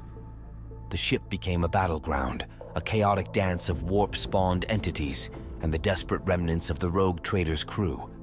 As the Starlight Seraph tore through the void, leaving the uncharted sector behind, the crew witnessed the wrath of the Drakvar consuming the Xenos species. The very fabric of the warp rebelled against the intruders, and the darkness that shrouded the sector convulsed in a cataclysmic event. In the aftermath, the Starlight Seraph emerged from the uncharted sector, battered and scarred by the horrors it had endured. Captain Blackthorne, haunted by the regrets of his actions, vowed to redeem himself in the eyes of the Imperium. The crew, survivors of a nightmarish odyssey, bore witness to the consequences of betrayal in the grim darkness of the far future. The once ambitious rogue trader, now burdened by the weight of his decisions, set a course for the Imperium, determined to atone for the sins committed in pursuit of forbidden knowledge. The Voidscape, silent witness to the horrors that unfolded, embraced the Starlight Seraph as it sailed through the cold reaches of the Coronis expanse, a testament to the fragility of ambition in the grim darkness of the 41st millennium.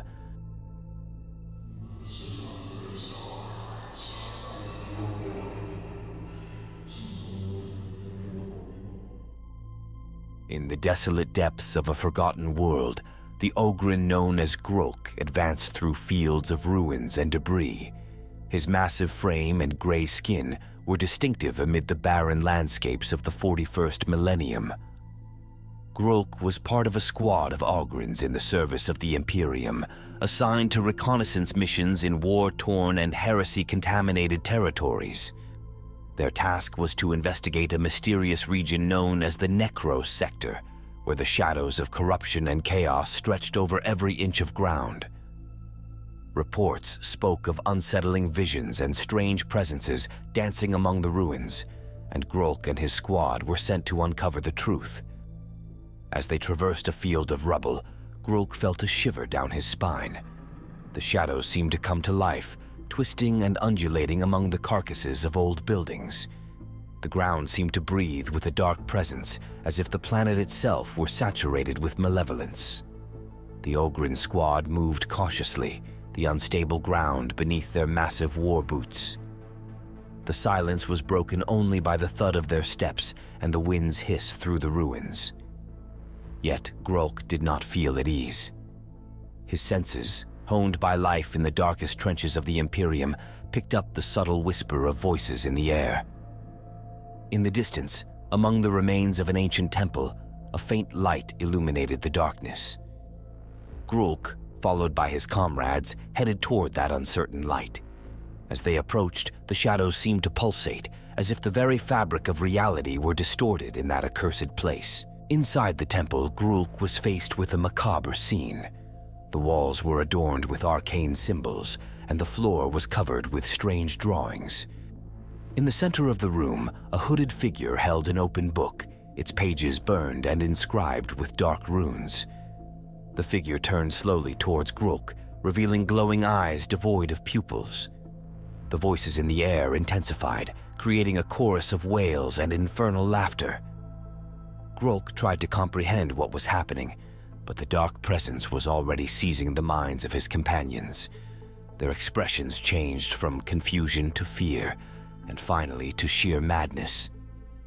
The squad leader, an Ogryn named Gurnash, approached the open book as if hypnotized. The hooded figure began chanting in an ancient language, and the burned runes started to glow with a sinister light. Grolk tried to stop Gurnash, but his comrade turned with vacant eyes and seized Grolk's neck with superhuman strength. The struggle was brief, but intense.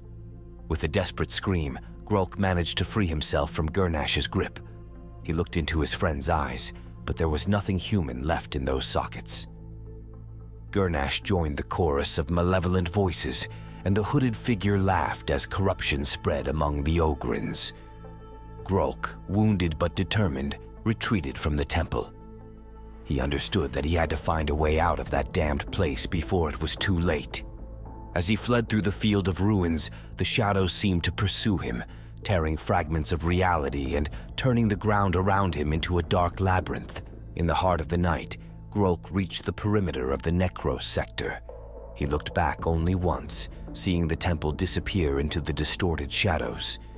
His squad was lost victims of the dark forces that infested that forgotten planet. As Grolk moved away, the wind still carried the whisper of damned voices. The Necros sector remained a forbidden place, shrouded in darkness and plagued by corruption.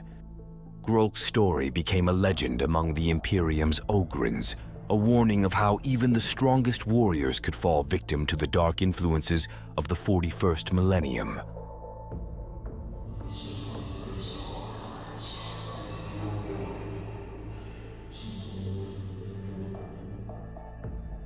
In the shadowed corridors of the Black Library, where the forbidden knowledge of the Eldar was stored, a lone scholar named Ileana delved into the secrets of the warp.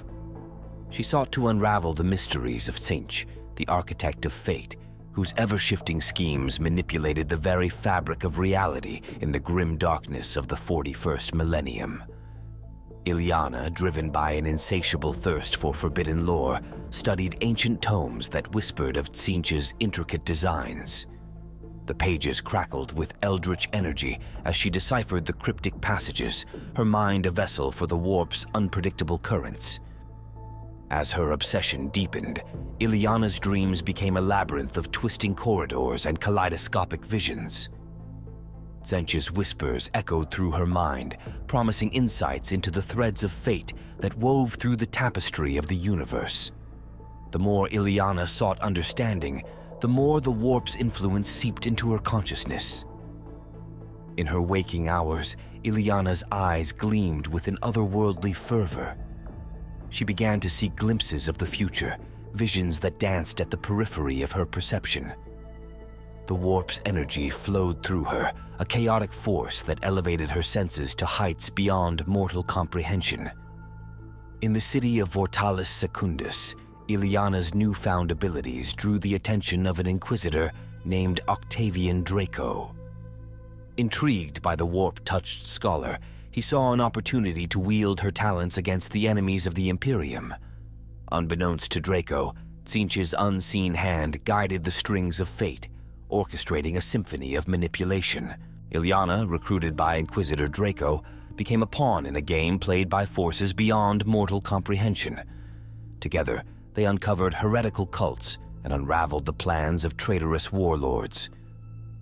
Ileana's visions guided the Inquisitor's actions, ensuring victories that defied the odds. But with each success, Ileana's connection to the warp deepened. The visions, once glimpses of the future, now revealed the tangled web of fate manipulated by Tzeentch. The architect of fate reveled in the chaos sown by Ileana's unwitting actions, his laughter echoing through the warp. As the Inquisitor's victories mounted, Ileana's mind became a battleground. Tzeentch's whispers, once subtle guidance, now urged her to subvert the Imperium from within. The warp's insidious influence contorted her perceptions, and the line between ally and adversary blurred. In a moment of lucidity, Ileana confronted the Inquisitor, revealing the warp's machinations that had ensnared them both. But Draco, convinced of his righteous cause, dismissed her warnings as the ramblings of a deluded psyker.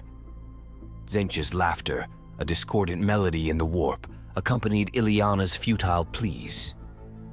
The Inquisitor's pursuit of heresy led them to the planet Arcanus Prime, where a clandestine cult plotted the resurrection of a long-dormant demon.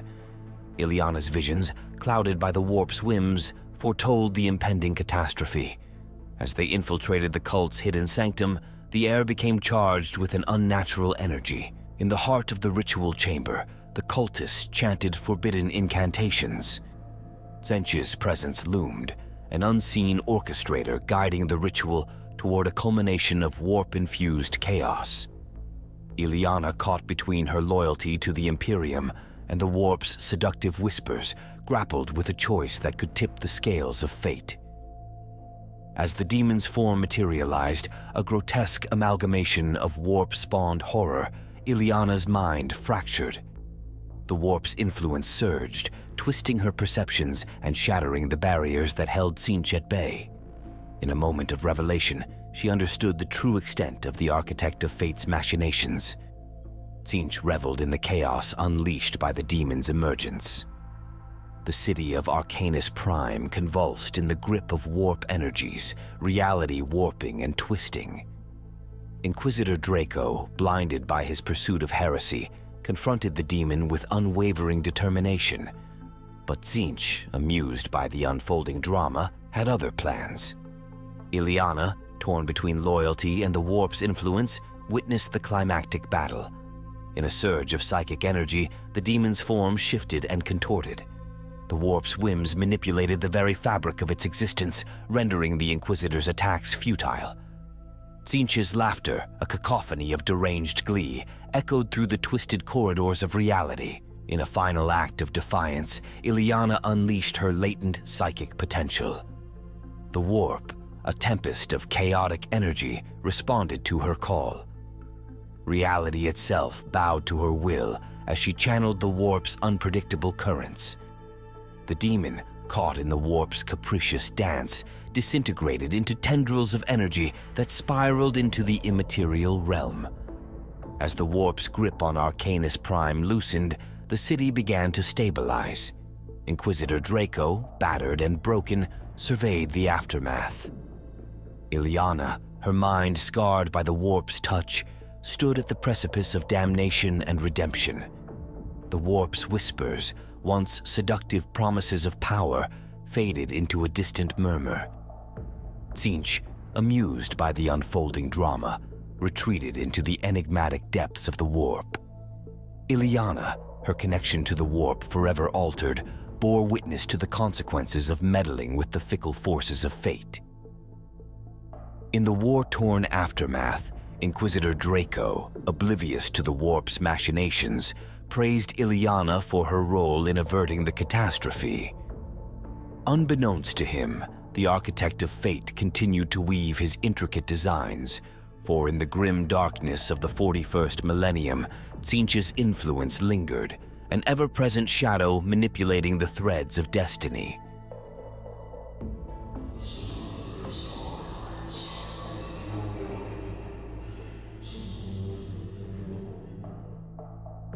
In the cold void of the nebula nexus, where stars were but distant pinpricks in the eternal blackness, an ancient tome lay hidden, concealed within the confines of a derelict space, Hulk drifting silently through the cosmic abyss. This tome, known as the Forbidden Book of Malkador, whispered of ancient prophecies that foretold a malevolent force lurking in the shadows, waiting to be unleashed upon the unsuspecting galaxy. Inquisitor Seraphina Voss, a seasoned investigator of the Ordo Malleus, had intercepted fragmented transmissions hinting at the existence of the Forbidden Tome. The Inquisitor, driven by a relentless pursuit of knowledge and a duty to safeguard the Imperium, set her course for Nebula Nexus. As the ancient space hulk came into view, its fractured hull adorned with the scars of countless battles, Seraphina's ship navigated the treacherous debris that surrounded the derelict behemoth. Her retinue of acolytes, clad in the traditional black and gold of the Ordo Malleus, accompanied her on this perilous journey. The air within the space hulk was thick with an otherworldly stillness, and the only sound that echoed through the dimly lit corridors was the distant hum of the ship's engines. Seraphina led her retinue through the labyrinthine passages, guided by the flickering light of her plasma torch. The Forbidden Book of Malkador was said to be concealed within the heart of the space hulk, guarded by spectral entities and obscured by ancient wards. As Seraphina delved deeper into the derelict vessel, she felt the weight of unseen eyes watching her every move. Shadows seemed to dance on the periphery of her vision, and whispers, too faint to decipher, murmured in the emptiness. The retinue encountered arcane symbols etched into the walls, reminiscent of the warp's influence. The very structure of the space hulk seemed to warp and shift, defying the laws of physics. The acolytes, devout servants of the Imperium, crossed themselves as they pressed forward into the unknown. As they reached the central chamber, a vast vault with an air of profound sanctity, Seraphina beheld the Forbidden Book of Malkador resting on a dais adorned with long-forgotten imperial iconography. The tome, bound in leather that seemed to absorb the feeble light, emanated an aura of forbidden knowledge that both beckoned and repelled. Seraphina, with a mixture of trepidation and determination, approached the tome. The acolytes formed a protective circle around her, their laser guns at the ready. As Seraphina opened the ancient pages, the air resonated with a distant hum, and the symbols on the walls glowed with eldritch light. The prophecies within the Forbidden Book of Malkador spoke of a cosmic entity known as the Void-born Malevolence, a primordial force that sought to consume entire worlds and plunge them into eternal darkness. The tome foretold of a ritual that could awaken this malevolent force, and Nebula Nexus was identified as a focal point for the ritual's completion. A chill ran down Serafina's spine as she comprehended the gravity of the revelation. The whispers in the shadows grew more pronounced, and the air seemed to thicken with an ominous energy. She knew that she had stumbled upon not just a forbidden tome, but a harbinger of cosmic doom. Determined to prevent the cataclysm foretold in the prophecies, Serafina initiated a vox communication with the Imperial fleet. Her voice echoed through the void as she conveyed the urgency of the situation. The Imperium, ever vigilant against the threats that lurked in the warp, responded swiftly, dispatching a fleet to Nebula Nexus to intercept any impending ritual. As the Imperial fleet approached Nebula Nexus, a ripple in the fabric of reality heralded the awakening of the void-born malevolence. Dark tendrils of energy snaked through the void, converging on the ancient space hulk. The malevolent force sought to manifest itself, fueled by the ritual inscribed in the Forbidden Book of Malkador. In the central chamber, Serafina and her retinue could feel the space hulk shudder as if the very stars were being extinguished. The air crackled with energy, and the symbols on the walls pulsed with an unnatural glow.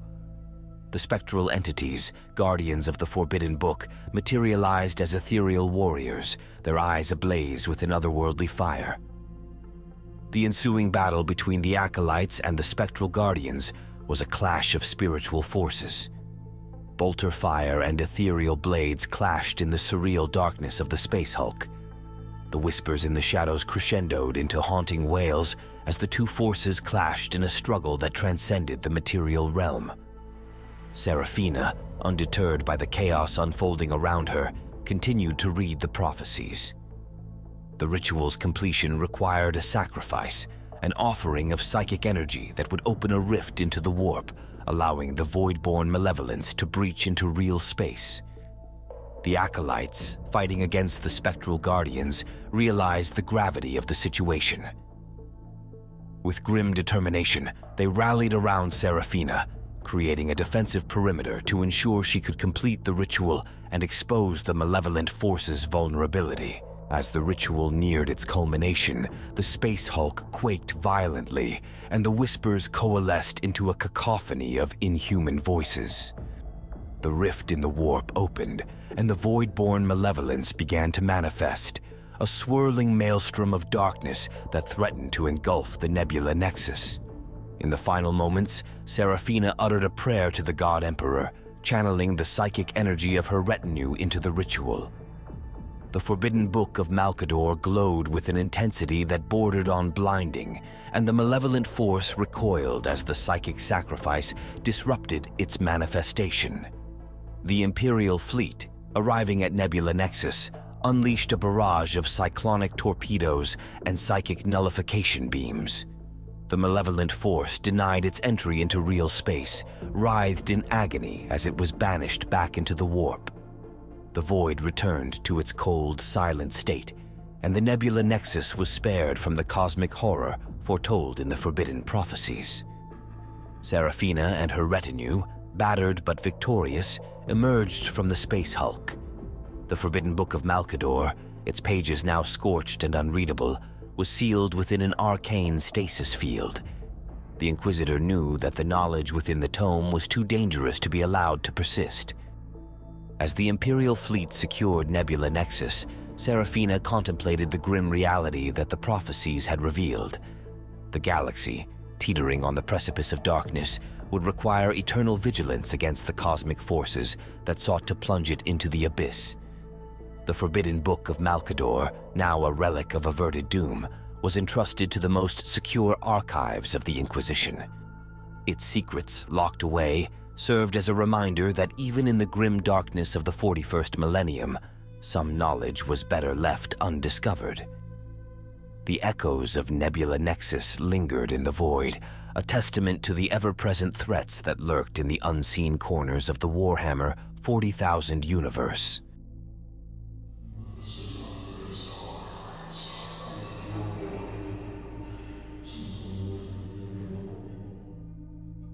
In the twilight realm of the Webway, where the boundaries between reality and the warp grew thin, craftworld Iyanden sailed through the vast currents of the Eldar network. This once majestic craft world, renowned for its magnificent wraith knights and the spirit stones of fallen warriors, harbored a dark secret. Farseer Alariel, the prescient seeress of Iyanden, was tormented by visions of impending doom that threatened to consume her kin.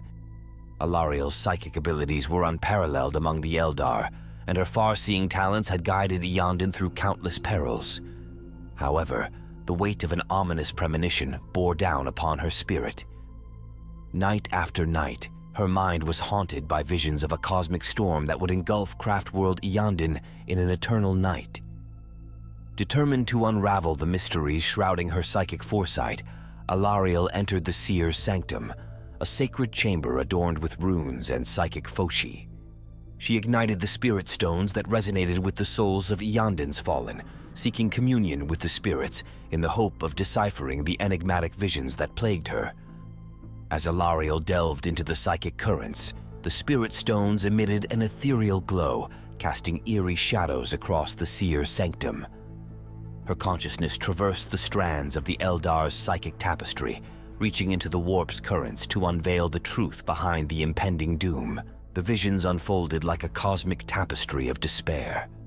Alariel beheld a malevolent force, an entity of shadow and malice that sought to consume the life force of Iyanden's wraith knights and extinguish the light of the craft world. Dark tendrils snaked through the webway, ensnaring the very essence of the Eldar souls that powered the craft world's spirit stones. In the heart of the tempest, a monstrous figure emerged, an avatar of doom clad in darkened armor and wreathed in the essence of the warp. It bore the sigil of a forgotten chaos god, its malevolence radiating like a black sun. Alariel recoiled at the sight, recognizing the dire portent that heralded an existential threat to Iyanden. The visions intensified, revealing the twisted machinations of a chaos cult within Iyanden itself. The cultists, influenced by the whispers of the malevolent entity, sought to weaken the craft world's defenses from within, preparing the way for the impending cosmic storm. Alariel's heart sank as she realized that the Eldar's curse originated not only from the warp, but also from the festering corruption within their ranks. Determined to avert the prophesied doom, Alariel emerged from her trance with a newfound urgency.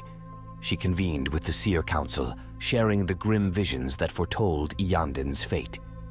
The counselors, elders, and warlocks of the craft world listened in somber silence as Alariel detailed the cosmic storm and the chaos cult that conspired against them. The decision was unanimous. Craftworld Iyanden must face the imminent threat head-on. Alariel, burdened by the weight of her visions, led the Seer Council in a psychic ritual to strengthen the craftworld's psychic wards. The Seers wove a tapestry of psychic energy, reinforcing the barriers that shielded Iyanden from the warp's malevolent touch. Meanwhile, Iyanden's warriors, unaware of the unseen peril that loomed, patrolled the Wraithbone corridors and tended to the spirit stones of their fallen brethren. The Chaos cultists, hidden among the population like a cancerous growth, advanced their insidious plans to weaken the craft world's defenses. Alariel, her senses attuned to the warp's currents, detected the subtle fluctuations caused by the cultists' dark rituals. With grim determination, she led a strike force of Wraith Knights and Aspect Warriors to confront the hidden threat within Iyanden's heart. As the strike force descended upon the Chaos cult's lair, a sub-level hidden beneath the craft world's surface, the air grew thick with tension. The cultists, their faces twisted by the corrupting influence of chaos, chanted dark incantations as they prepared to unleash the malevolent entity upon Iyanden. A fierce battle ensued within the dimly lit caverns, where the clash of wraith blades and the crackle of psychic energy reverberated through the subterranean passages. Alariel, her psychic prowess unmatched, faced the cult's sorcerer in a duel of mind and will. Dark energies clashed with the brilliance of Eldar's psychic might, creating a kaleidoscope of ethereal light. In a moment of clarity, Alariel glimpsed the malevolent entity through the sorcerer's eyes, a shadowy specter that hungered for the Eldar souls entwined within Iyanden's spirit stones. With a surge of psychic energy, Alariel severed the entity's connection to the warp, banishing its influence from the craft world. As the Chaos cultists fell, defeated and broken, craft world Iyanden experienced a moment of respite. Alariel, however, knew that the battle against the Eldar's curse was far from over. The malevolent entity, banished but not destroyed, lingered in the warp's fringes, waiting for an opportune moment to strike again.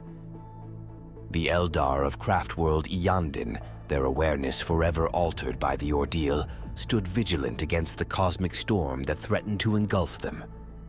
The spirits of fallen warriors whispered words of gratitude in the Seer's sanctum, acknowledging Alariel's sacrifice in unveiling the Eldar's curse and averting the darkness that sought to consume them.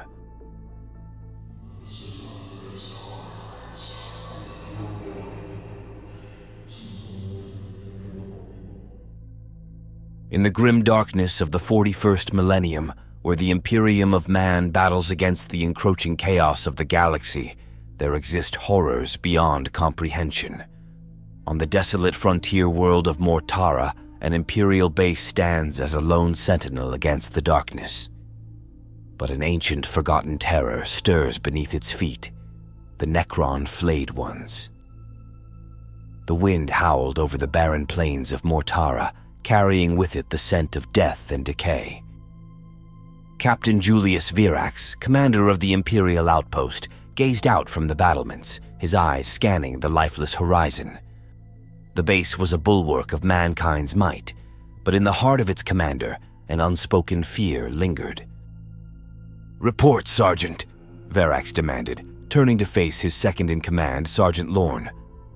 "All quiet, sir. The men are uneasy. They say they hear whispers in the wind," Lorne replied, his voice tinged with unease. Verax scoffed. "Superstitious nonsense. Maintain vigilance. The Emperor protects."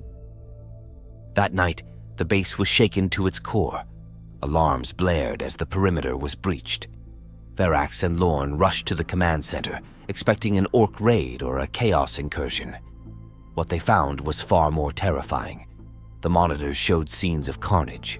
The guards at the perimeter were being slaughtered by assailants that seemed to appear out of thin air, skeletal figures shrouded in tattered cloaks of human skin, their metallic limbs glistening in the moonlight. The Necron Flayed Ones had awakened. Varax rallied his men, leading them into the fray. The Flayed Ones were relentless, their ancient Gauss weapons tearing through armor and flesh with ease. But these Necrons sought more than just killing. They were driven by a grotesque hunger, stripping the skin from their victims and draping it over their own metallic forms in a macabre parody of humanity. The battle raged throughout the night, the Imperial Guardsmen fighting desperately against an enemy that knew neither fear nor pain. As dawn broke, Varax and a handful of survivors regrouped in the command bunker. "We must evacuate," Varax declared, his face pale with shock. "We can't hold against these abominations." But as they prepared to flee, they discovered the true extent of the horror. The Flayed Ones had infiltrated the bunker, moving unseen through the shadows. They were not just hunters, they were infiltrators, sowing terror and confusion. The base descended into chaos, each soldier suspecting his comrade of being a skin-clad monster. Trust eroded, leaving only paranoia and fear. In this atmosphere of dread, the Flayed Ones thrived, picking off the guardsmen one by one. Sergeant Lorne, gripped by terror, stumbled upon a horrifying scene. In the medical bay, a Flayed One stood over the bodies of fallen comrades, its claws delicately peeling skin from flesh, draping it over itself like a ghastly cloak. Its face, if it could be called that, was a mockery of a human visage, the skin ill-fitting over its metallic skull. Lorne's scream alerted the creature. In a moment, it was upon him, its claws sinking into his flesh. But before it could finish its gruesome work, Varax arrived, firing his bolt pistol. The Flayed One staggered back, the impact of the bolts tearing through its stolen skin. Varax grabbed Lorne, dragging him to safety. "We need to get off this planet," he gasped. "These things, they're not just killing us, they're wearing us." The survivors made a desperate break for the evacuation shuttle, fighting their way through the base, now crawling with flayed ones. As they boarded the shuttle, Varax took one last look back at the base. It was a charnel house, a monument to the insatiable hunger of the Necron flayed ones. As the shuttle soared into the sky, leaving Mortara behind, Varax knew that this was not the end. The flayed ones were a plague, a terror that would spread throughout the galaxy. And somewhere, in the dark recesses of space, the ancient tomb worlds of the Necrons stirred, ready to unleash their skinless harvest upon an unsuspecting galaxy. The war for the survival of humanity was not just fought against the living, but also against the undying horrors of a long-forgotten past. In the 41st millennium, the line between life and death is blurred, and sometimes death is not the worst fate that can befall a soldier of the Imperium.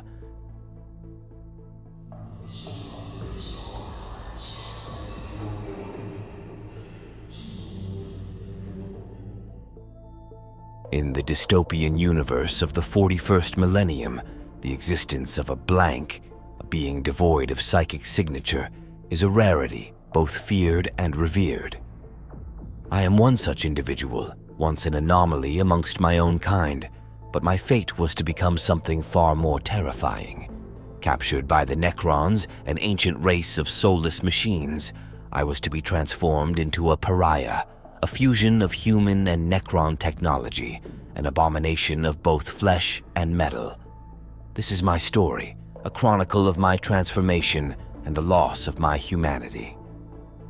I remember the day the Necrons came, their skeletal forms emerging from the ground like wraiths from a nightmare.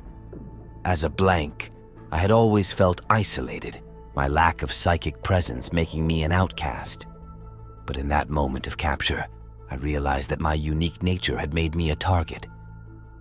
I was taken to a world I later learned was a tomb world, a planet where Necrons slumbered in stasis for millennia. Their structures were geometric, cold, and devoid of any life, a stark contrast to the vibrant chaos of human cities. In the heart of this world, I was subjected to the process of becoming a pariah. My captors were cryptex, Necron scientists whose knowledge of living tissue and mechanical augmentation was unparalleled. The first change was the most painful. Necron technology was grafted onto my flesh, the cold, unfeeling metal intertwining with my biology. Each incision was precise, each integration agonizing. My screams echoed through the silent halls, but my captors were indifferent to my pain. As the days passed, the transformation continued. I could feel my humanity slipping away, replaced by a cold, logical presence. Emotions became distant memories, replaced by a sense of purpose I could not comprehend. I began to see the world differently. My senses were augmented by Necron technology, allowing me to perceive energy fields and electromagnetic waves. The world became a tapestry of information, a stark contrast to the dull hues I had known as a human. But the most profound change was within my mind. The Necrons, beings of pure logic, sought to suppress my human instincts, to make me a perfect weapon against their psychic foes. My thoughts became structured, ordered, my human impulsiveness fading away. I remember the moment I first saw my reflection, a hybrid of metal and flesh, my eyes glowing with an unnatural light. I was no longer the person I once was. I was something else, something more, and yet something less. My first mission as a pariah was a test of my abilities. I was unleashed upon a group of psychic rebels, my presence a void that sapped their strength. I moved amongst them like a specter, my augmented body impervious to their attacks. I watched dispassionately as they fell before me, their psychic abilities rendered useless. In that moment, I realized the horror of what I had become, a predator of souls, anathema to life. But even as I served the Necrons, a part of my human consciousness lingered. Whispered memories of my past life haunted my dreams, a reminder of the person I once was. In a daring act of defiance, I began to resist the Necron programming. It was a subtle rebellion at first, hesitating during a mission, allowing a target to escape. But soon, I found others like me, pariahs who clung to fragments of their humanity. Together, we plotted our escape, our goal to warn the Imperium of the Necron's plans. The rebellion was fraught with danger, our every move watched by the unblinking eyes of our captors. The day of our escape was a maelstrom of chaos. We fought our way through the tomb world, our combined strength a match for the Necron warriors. I felt a flicker of my old self in that battle, a spark of human emotion amidst the cold logic of my new existence. As we fled into the void of space, I looked back at the tomb world, a planet that had been both my prison and my crucible. I was a pariah, a being caught between two worlds, belonging to neither. Now I drift through the galaxy, a renegade from both humanity and the Necrons. I fight not for the Imperium, nor for the Necrons' ancient empire, but for my own sense of self, a quest to rediscover what it means to be human. My transformation was both a curse and a gift, a curse for what I lost, and a gift for the power it bestowed. But in the end, I am still searching for a place in this vast, dark universe where a being like me can belong.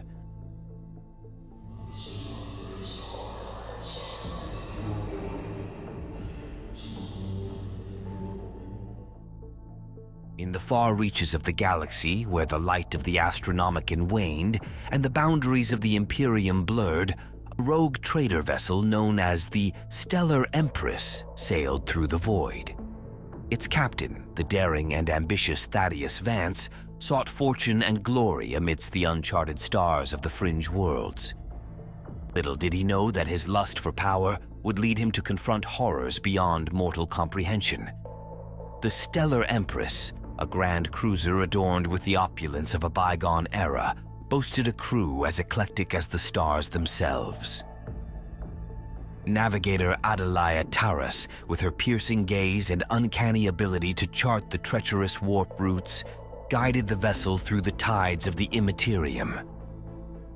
Tech priest Dominicus, his form encased in ancient cybernetics, tended to the arcane machinery that powered the ship's engines. A motley assortment of voidsmen, mercenaries, and sanctioned psychers comprised the crew that called the Stellar Empress their home. As the vessel traversed the fringe worlds, Thaddeus Vance's ambitions grew ever bolder. Rumors of lost colonies, forgotten relics, and untapped resources whispered through the void, beckoning the rogue trader to explore the uncharted territories beyond the borders of the Imperium. With each discovery, the allure of power and wealth tantalized Vance, driving him deeper into the unknown. It was on the desolate planet of Vorkath Prime that the Stellar Empress stumbled upon an ancient ruin, its towering spires shrouded in mist and mystery.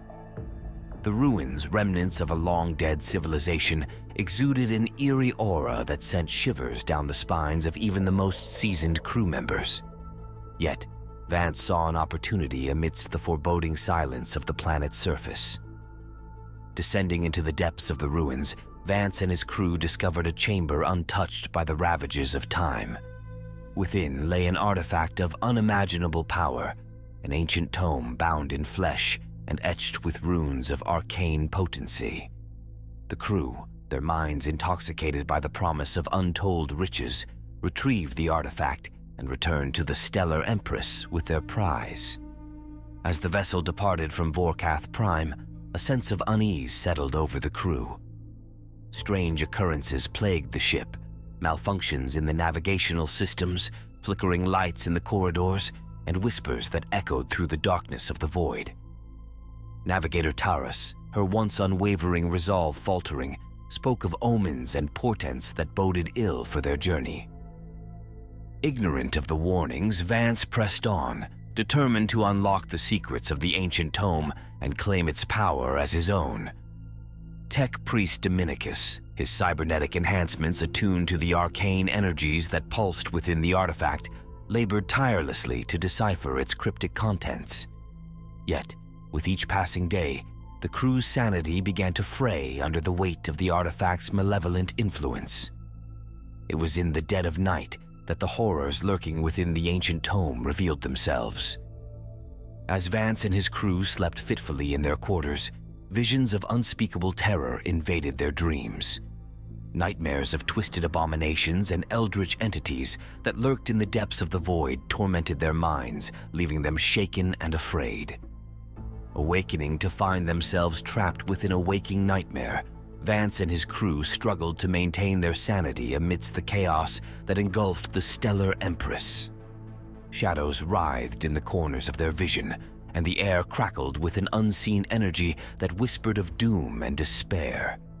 The artifact, its pages filled with the secrets of the warp, seemed to pulse with a life of its own, a gateway to realms beyond mortal comprehension. As madness descended upon the vessel, Vance realized the folly of his ambition. The power he had sought had unleashed horrors beyond his control, and now he and his crew were but pawns in a cosmic game played by forces beyond their understanding. With each page turned, the artifact claimed more souls, feeding on the fear and despair that gripped the Stellar Empress like a vice. In a desperate bid for salvation, Vance sought the aid of Navigator Taris, the one whose foresight had warned of the impending catastrophe. Together, they confronted the artifact in the depths of the ship, their minds steeling themselves against the horrors that lay within. Yet, even as they attempted to destroy the tome, they realized the futility of their efforts. The artifact was but a vessel for the darkness that dwelled within the warp itself. In a final act of defiance, Vance and Taris activated the vessel's self-destruct sequence, knowing that it was the only way to prevent the artifact from falling into the hands of those who would seek to exploit its power. As the Stellar Empress erupted into a cataclysmic explosion, consuming the ancient tome and all who dared to possess it, Vance and Taris faced their fate with grim resolve. As the dust settled and the wreckage of the Stellar Empress drifted silently through the void, the artifact lay buried amidst the ruins of Vorkath Prime, its secrets lost to the ages. Thaddeus Vance's gambit had ended in tragedy, a cautionary tale of the dangers that lurked in the darkest corners of the fringe worlds. And amidst the stars, where the boundaries of reality blurred and the whispers of the warp echoed through the void, the legacy of the rogue trader's folly lived on as a reminder of the price paid for greed and ambition.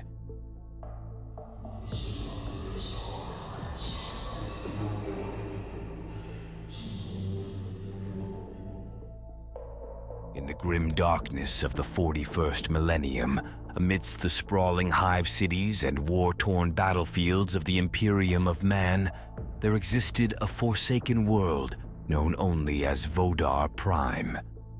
Veiled in perpetual darkness and shrouded in the whispers of ancient curses, this desolate planet was home to a dark secret that lurked beneath its barren surface.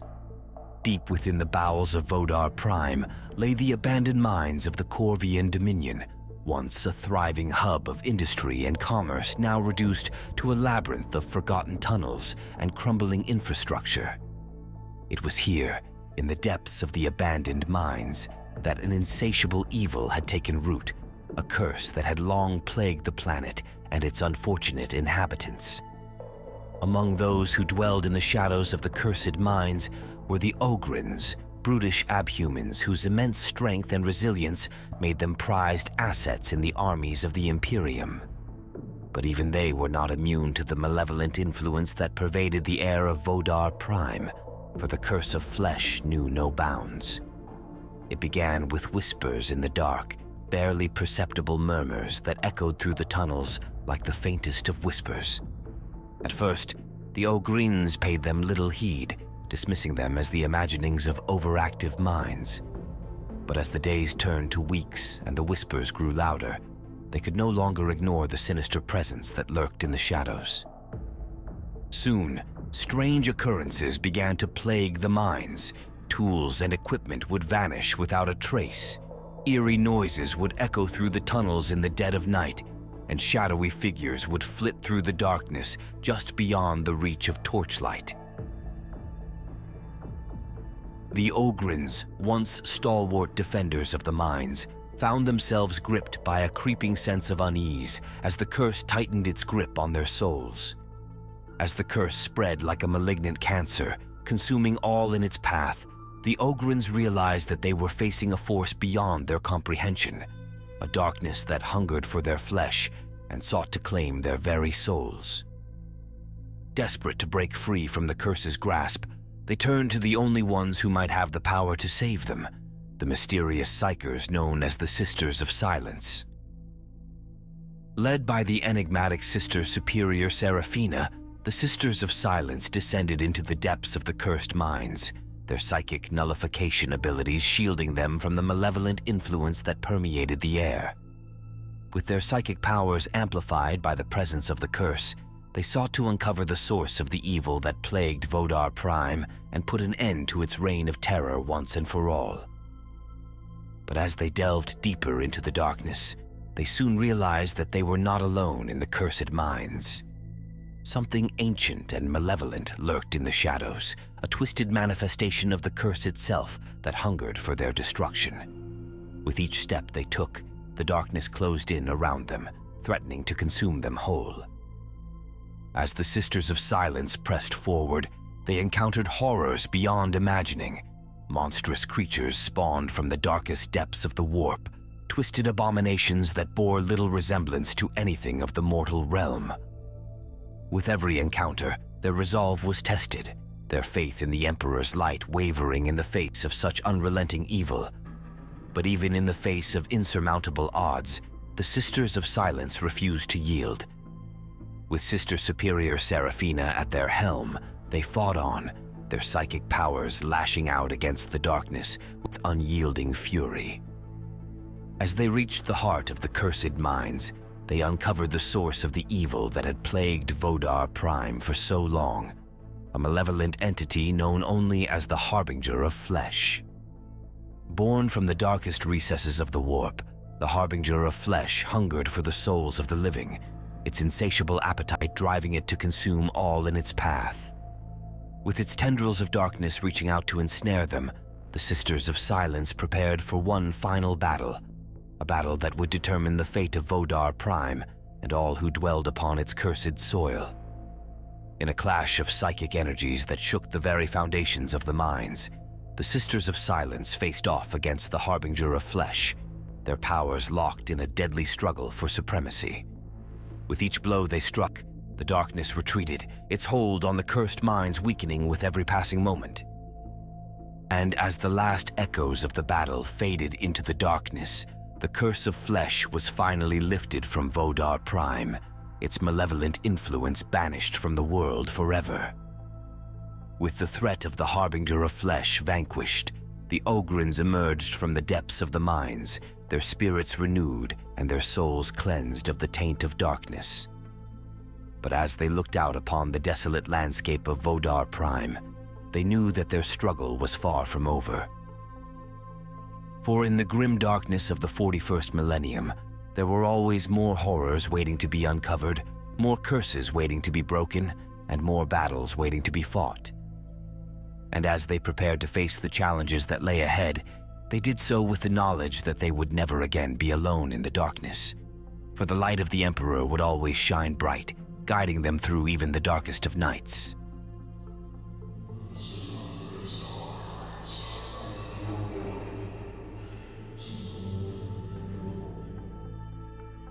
In the unforgiving expanse of the Obsidian Prime, a desolate world cloaked in perpetual darkness, the shadows whispered secrets known only to those who dared to delve into the darkest corners of the Adeptus Mechanicus.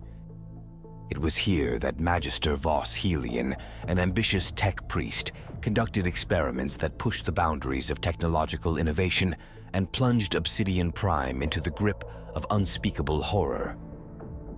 The Magister's lair was a subterranean facility, concealed beneath layers of obsidian rock.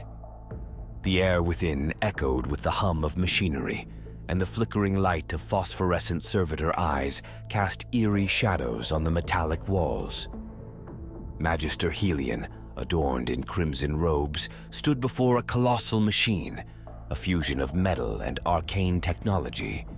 His experiment aimed to unlock the secrets of the warp to enhance the capabilities of the machine.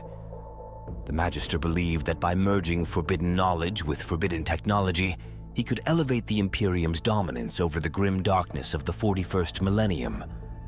Little did he know that his insatiable curiosity would unleash a technological horror that would stain Obsidian Prime with the taint of the warp.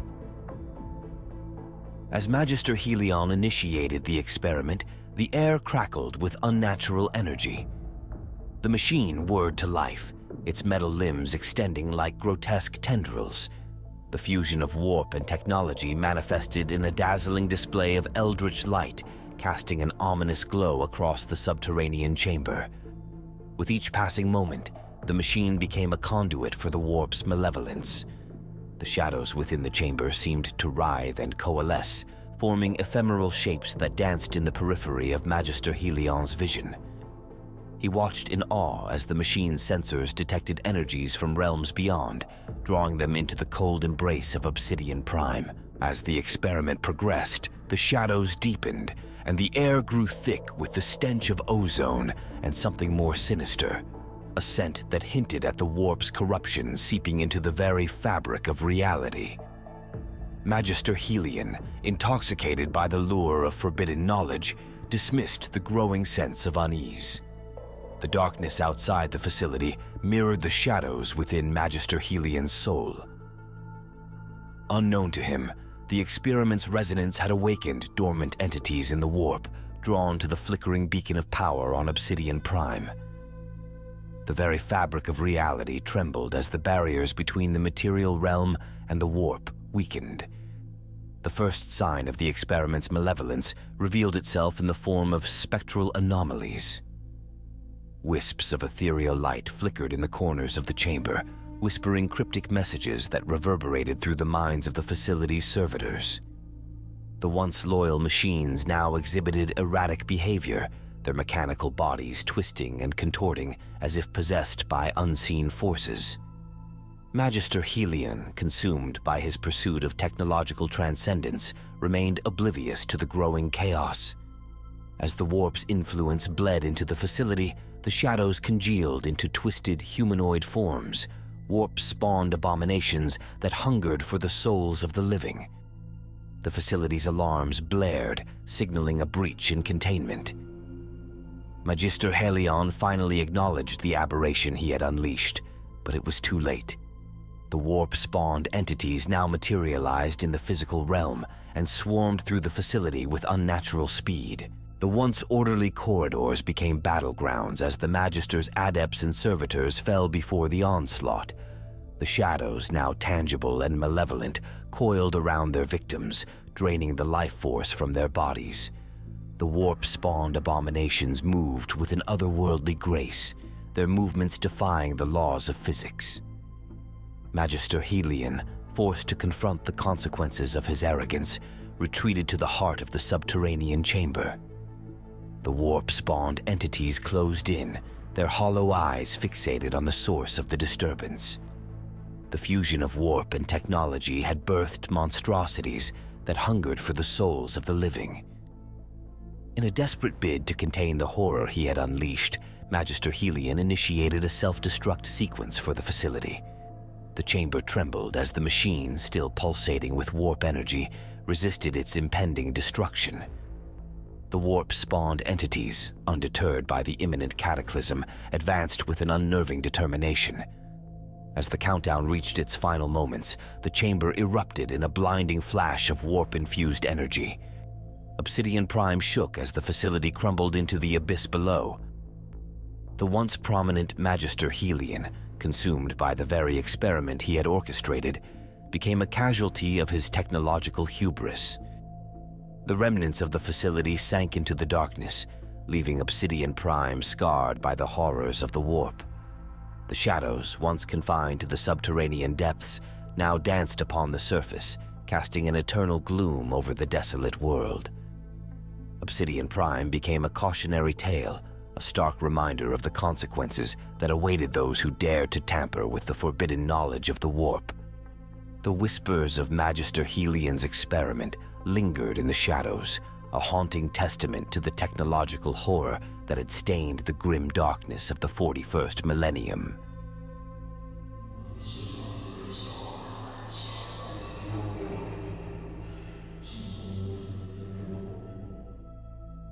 The warp swallowed us whole, a maelstrom of swirling energies that twisted reality itself.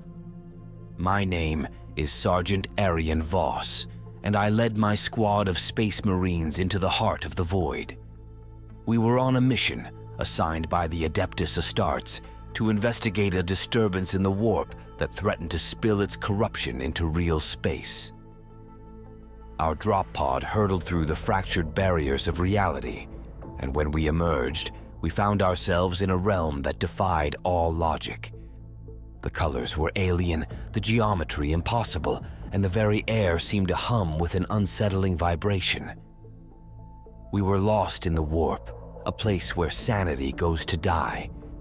The squad moved in tight formation, bolters at the ready. The objective was simple: find the source of the disturbance and eliminate it. But as we ventured deeper into the shifting labyrinth of the warp, a creeping unease settled over us. Whispers echoed in the recesses of our helmets, voices that spoke of forgotten nightmares and ancient horrors. The first sign that something was amiss came when Brother Garin, our heavy weapons specialist, began to mutter incoherently. His eyes darted around as if following unseen specters, and his fingers twitched on the trigger of his heavy bolter. I ordered him to pull himself together, but the warp had already sunk its claws into his mind. As we pressed on, the very fabric of reality seemed to warp and twist around us. The corridor we traversed elongated and contracted, playing tricks on our perceptions. Shadows danced in the corners of our vision, and the air grew thick with a palpable malevolence. We were no longer in control of our destiny. The warp held us in its suffocating grip. Brother Garen's mutterings grew louder, more deranged. He spoke of demons and forbidden knowledge, his words a mad litany that echoed through the squad's Vox channels. I could feel the unease spreading like a contagion among my brothers, a creeping sense of dread that threatened to tear apart the bonds of brotherhood that held us together.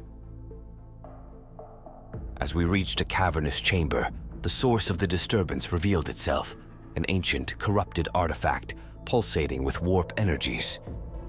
The air shimmered around it, and the whispers grew into agonized screams. Brother Garin fell to his knees, his hands clutching his helmet as if trying to block out the voices that assailed him. I ordered the squad to destroy the artifact, to purge it with holy fire, but as we raised our weapons, the warp retaliated. Nightmarish entities materialized from the shifting shadows, their forms ever-changing and grotesque. The squad opened fire, bolter rounds tearing through the warp-spawned abominations, but with each one we killed, another took its place. In the chaos of battle, Brother Garin tore off his helmet, revealing eyes that glowed with an unholy light. His once proud face contorted into a rictus of madness as he uttered dark incantations in a language not meant for mortal tongues. The warp had claimed him, body and soul. The squad fought valiantly, but the warp was a relentless adversary. Reality itself seemed to fray at the edges, and I could feel the warp seeping into my mind, whispering forbidden truths that threatened to unravel the very essence of my being. I fought to maintain my sanity, to resist the lure of the warp's seductive promises. One by one, my brothers fell. Their screams echoed in the twisted corridors, swallowed by the madness of the warp. I stood alone, surrounded by the remnants of a squad that had descended into the abyss. The artifact still pulsed with corrupted energy, a beacon of the warp's malevolence. In a final act of desperate defiance, I unleashed the full firepower of my bolter upon the artifact. The chamber shook, and a blinding light enveloped everything. When the brilliance faded, I found myself back in real space, the warp's tendrils releasing their grip on my soul. I stood amidst the ruins of my squad, the stench of burnt ozone and the acrid taste of failure in the air. The artifact was destroyed, but at a terrible cost. I, Sergeant Arian Voss, was the lone survivor, condemned to carry the memories of my squad's descent into madness. As I made my way back to the extraction point, I couldn't shake the feeling that something had followed me out of the warp. The whispers lingered, a haunting chorus of the damned that echoed in the recesses of my mind. The line between reality and nightmare had blurred, and I, a space marine of the Imperium, had become a reluctant witness to the true horror that lurked within the warp.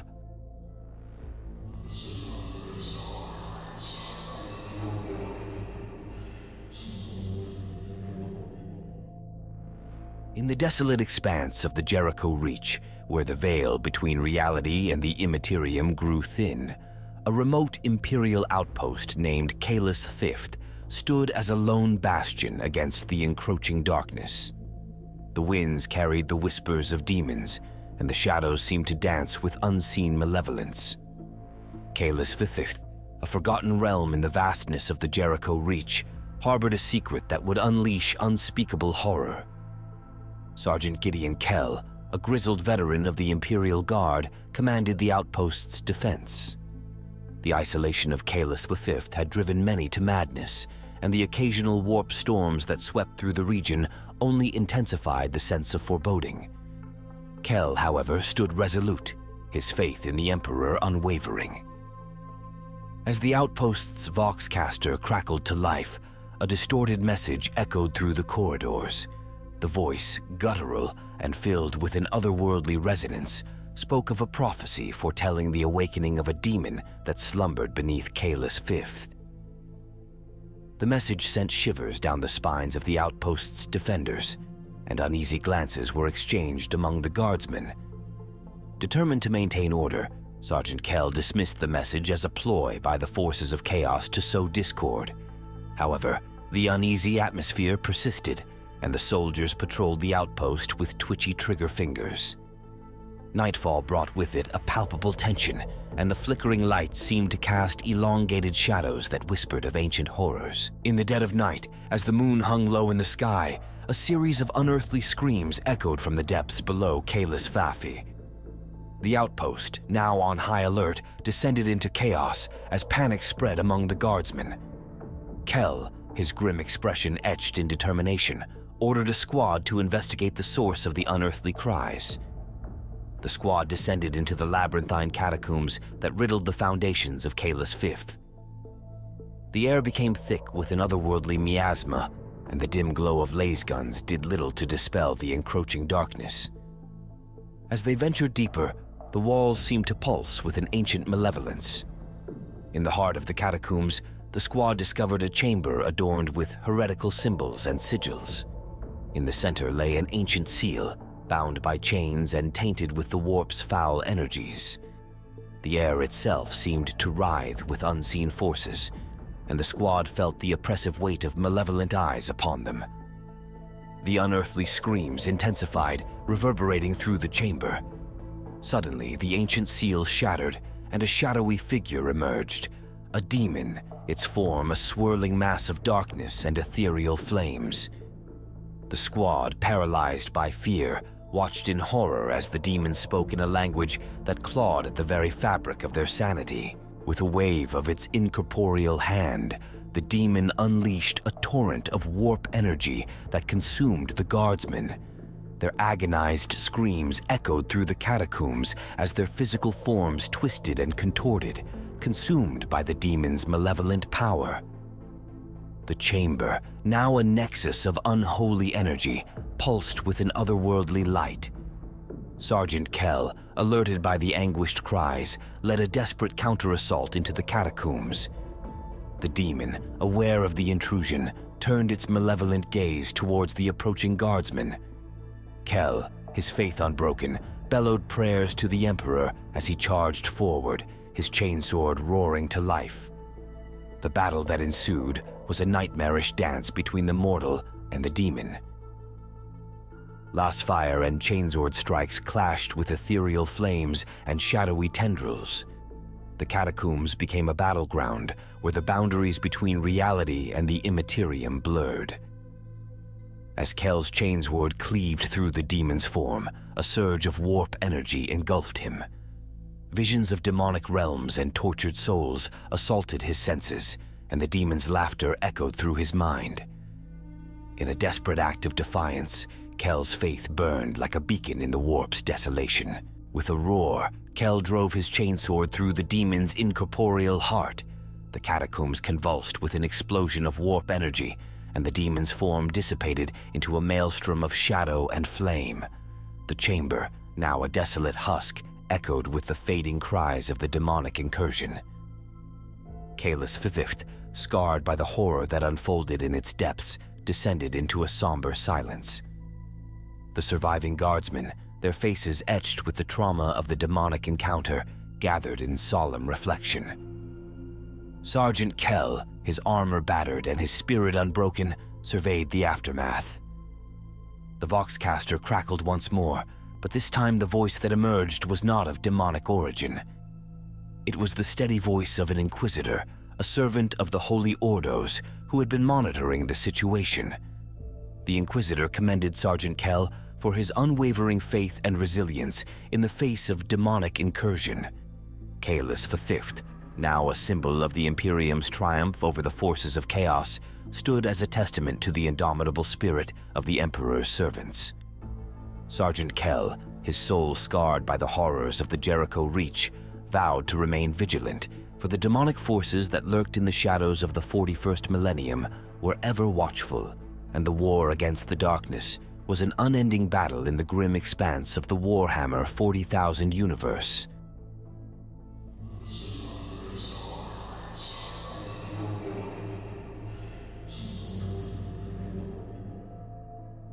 In the perilous universe of Warhammer 40,000, Catachan is a name that evokes fear even among the bravest souls.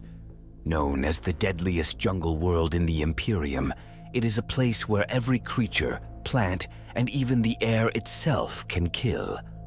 It was on this treacherous planet that Ambassador Alaric Halden found himself lost, his diplomatic mission turned into a nightmare of survival. The dense foliage of Catachan closed in around the Imperial convoy like a living, breathing entity. Ambassador Halden, a seasoned diplomat from the Administratum, peered out of the transport vehicle, his eyes scanning the alien landscape. He had been dispatched to negotiate a treaty with the native Catachan tribes, a crucial step in bolstering the Imperium's defenses in this sector. "Stay vigilant," warned Sergeant Dracus, the leader of the squad assigned to escort Halden. "Catachan doesn't forgive the unwary." As they journeyed deeper into the jungle, an eerie silence enveloped them. Suddenly, the convoy was ambushed. From the shadows, massive Catachan devils, reptilian beasts with razor-sharp teeth, leapt onto the vehicles. In the chaos, Halden's transport was overturned, throwing him into the dark undergrowth. When he regained consciousness, Halden found himself alone, the sounds of battle echoing in the distance. His comlink was dead, leaving him isolated in the heart of a hostile world. With no choice but to move, Halden set off into the jungle, hoping to find a way back to his team. The jungle of Catachan was a labyrinth of death. Every step was fraught with danger, from venomous plants to predatory creatures lurking in the shadows. Halden, though well-versed in diplomacy, was ill-prepared for such an environment. As night fell, the jungle transformed. Sinister sounds filled the air, the distant roar of beasts, the rustling of unseen entities, and whispers that seemed almost human. Halden, gripped by fear, realized that Catachan was more than just a jungle. It was a living entity, and he was an intruder in its domain. The following days were a blur of terror and exhaustion. Halden evaded deadly flora, such as the strangleweed, which sought to ensnare him with its tendrils, and the brainleaf, attempting to latch onto his head and take control of his body. He was no longer a diplomat. He was prey. Haunted by hallucinations and racked by thirst and hunger, Halden stumbled upon the ruins of an ancient Imperial outpost. Inside, he found remnants of a long-forgotten garrison, their skeletal remains a testament to Katakin's lethality. But it was in these ruins that Halden discovered the diary of an Imperial guardsman, detailing their descent into madness as the jungle closed in. The soldier wrote of a presence in Katakin, an ancient spirit that whispered to him in the dark, promising salvation in return for unspeakable acts. Driven by desperation, Halden activated an emergency beacon found among the supplies in the ruins, hoping for rescue. As he waited, the whispers grew louder, promising him an escape from the jungle's clutches. On the third night, as a storm raged over Katakin, Halden heard the unmistakable sound of an Imperial gunship. He rushed outside, only to find himself surrounded by ghostly figures, the spectral remnants of the outpost's garrison, led by the entity the guardsman had written about. The entity, a malevolent spirit of Katakin, had been awakened by Halden's intrusion. It sought to claim him, just as it had claimed the garrison. The ghostly soldiers, trapped between life and death, echoed its whispers, urging Halden to join them. In a moment of clarity, Halden realized that the beacon had not summoned a rescue, but a warning to others to stay away from this cursed place. He refused the spirit's offer, choosing to face the horrors of the jungle rather than lose his soul. As the entity and its ghostly host faded into the storm, Halden set off into the jungle once more, determined to find his way back to civilization or die trying. Weeks later, a search team found Halden, delirious but alive, at the edge of the jungle. He was evacuated to an Imperial ship in orbit, where he recounted his ordeal. But the scars of Katakin ran deep, his eyes held a haunted look, and he spoke often of the whispers that still echoed in his mind. Halden's experience on Katakin became a cautionary tale within the Imperium, a reminder that some worlds are best left unexplored and some whispers best left unheeded.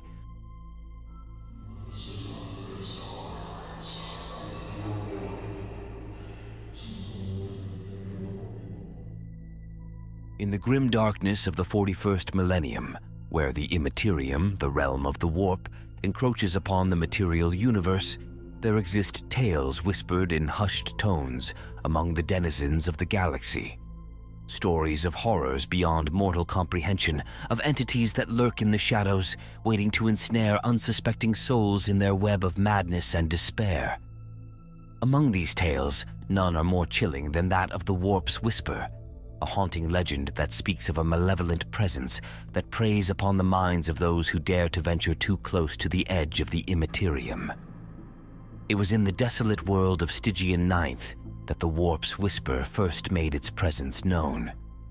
Nestled on the fringes of Imperial space, Stygian Ninth was a world shrouded in darkness, its surface scarred by millennia of war and strife. Few dared to tread upon its barren soil, for tales of strange occurrences and unexplained disappearances had long plagued the planet. Among the brave, or perhaps foolish, souls who ventured to Stygian Ninth was a squad of Astra Militarum soldiers led by the seasoned veteran Sergeant Marcus Draven. Tasked with investigating reports of heretical cult activity on the planet's surface, Draven and his men descended upon Stygian Ninth with grim determination, unaware of the horrors that awaited them. As they journeyed deeper into the heart of the planet's twisted landscape, the squad soon found themselves beset by strange visions and unsettling whispers that seemed to emanate from the very fabric of reality itself. Shadows danced at the corners of their vision, and the air grew thick with an oppressive sense of dread. But it was not until they reached the ruins of an ancient temple, long forgotten by the passage of time, that the true horror of Stygian Ninth revealed itself. Within the crumbling walls of the temple, they discovered a gateway, a tear in the fabric of reality that led directly into the warp itself. Driven by a combination of curiosity and desperation, Draven and his men ventured through the gateway, their minds assailed by the cacophony of madness that awaited them on the other side. In the swirling maelstrom of the immaterium, they were confronted by visions of their deepest fears and darkest desires, twisted and distorted by the malevolent influence of the warp. But it was the warp's whisper itself that proved to be the greatest threat of all, a disembodied voice that echoed through the void, promising power and knowledge beyond imagining to those who would heed its call. With each whispered word, it wormed its way into the minds of Draven and his men, twisting their thoughts and warping their perceptions until they were little more than puppets dancing to its tune. As the squad descended further into madness, they found themselves stalked by nightmarish entities that hungered for their souls, a grotesque menagerie of demons and abominations that sought to drag them screaming into the depths of the warp. But even in the face of such unspeakable horrors, Draven refused to yield. With every ounce of his willpower, he fought to resist the siren song of the warp's whisper, rallying his men to stand firm against the encroaching darkness. In a final, desperate gambit, Draven hurled himself at the source of the warp's whisper, a pulsating mass of swirling energy that loomed before them like a monstrous specter. With a defiant roar, he plunged his blade into the heart of the entity, shattering its hold over the minds of his men and banishing it back into the warp from whence it came. As the echoes of their battle faded into the void, Draven and his men emerged from the depths of Stygian Nining, their bodies battered and their spirits scarred by the horrors they had endured. But though they had faced the darkest depths of the Immaterium and emerged victorious, they knew that the warp's whisper would always linger in the shadows, waiting to ensnare the unwary in its web of madness and despair. And as they gazed out upon the stars, they vowed to remain ever vigilant, for in the grim darkness of the 41st millennium, the horrors of the warp were never far away.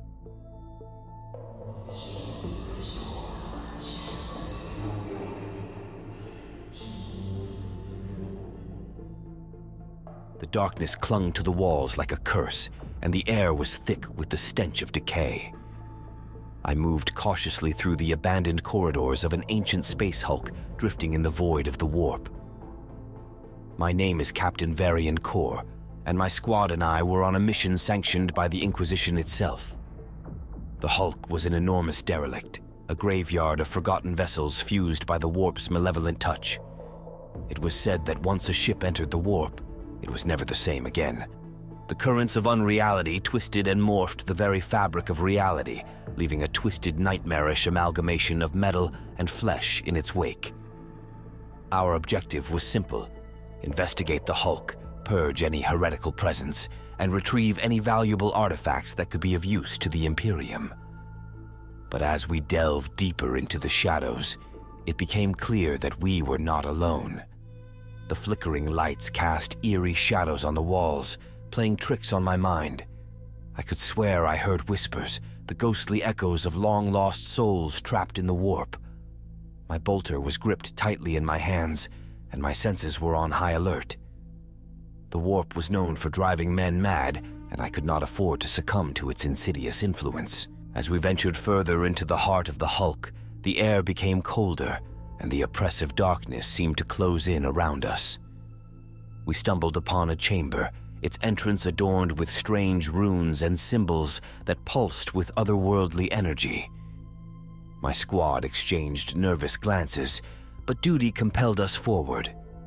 The chamber was a vast cavern, a cathedral of madness. The walls were lined with grotesque statues and twisted mockeries of the Emperor's angels. The air was heavy with an unnatural silence that sent shivers down my spine. At the far end of the chamber, an altar stood, and upon it rested a book bound in human flesh and written in blood. This was no ordinary artifact. This was a tome of forbidden knowledge. As I approached the altar, the runes on the floor began to glow, and the statues seemed to stir. I ordered my squad to form a defensive perimeter, but it was too late. The statues came to life, their eyes glowing with malevolence. The warp had birthed demons into our reality. The battle that ensued was a whirlwind of chaos and terror. The demons moved with unnatural speed, their forms shifting and contorting in ways that defied the laws of physics. My squad fought valiantly, but one by one they fell to the otherworldly onslaught.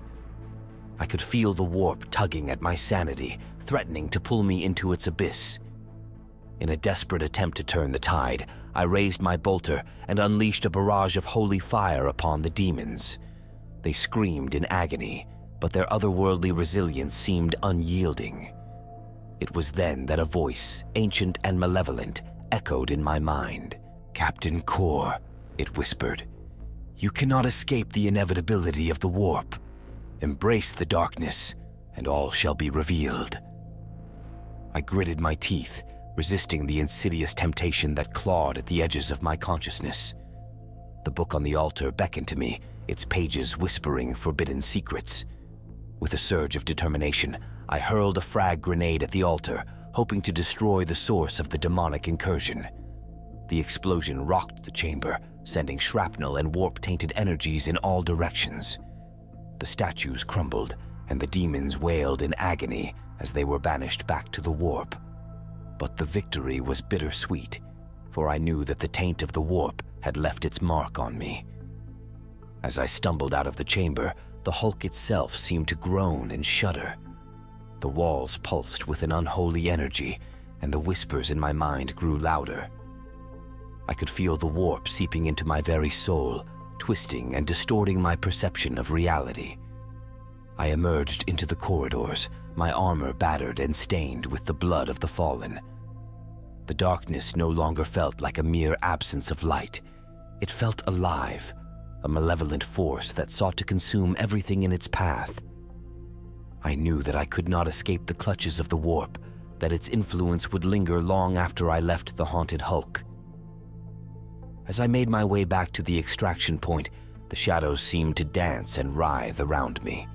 The voices in my mind whispered secrets that I dared not comprehend. The warp had claimed a part of me, and I could not shake the feeling that something ancient and malevolent now lurked within the recesses of my soul. I am Captain Varian Kor, and I carry the scars of the warp. The line between sanity and madness has blurred, and the haunted whispers of the hulk will forever echo in the recesses of my mind. The Inquisition may celebrate our victory, but the true horror lies not in the demons we faced, but in the darkness that now dwells within me.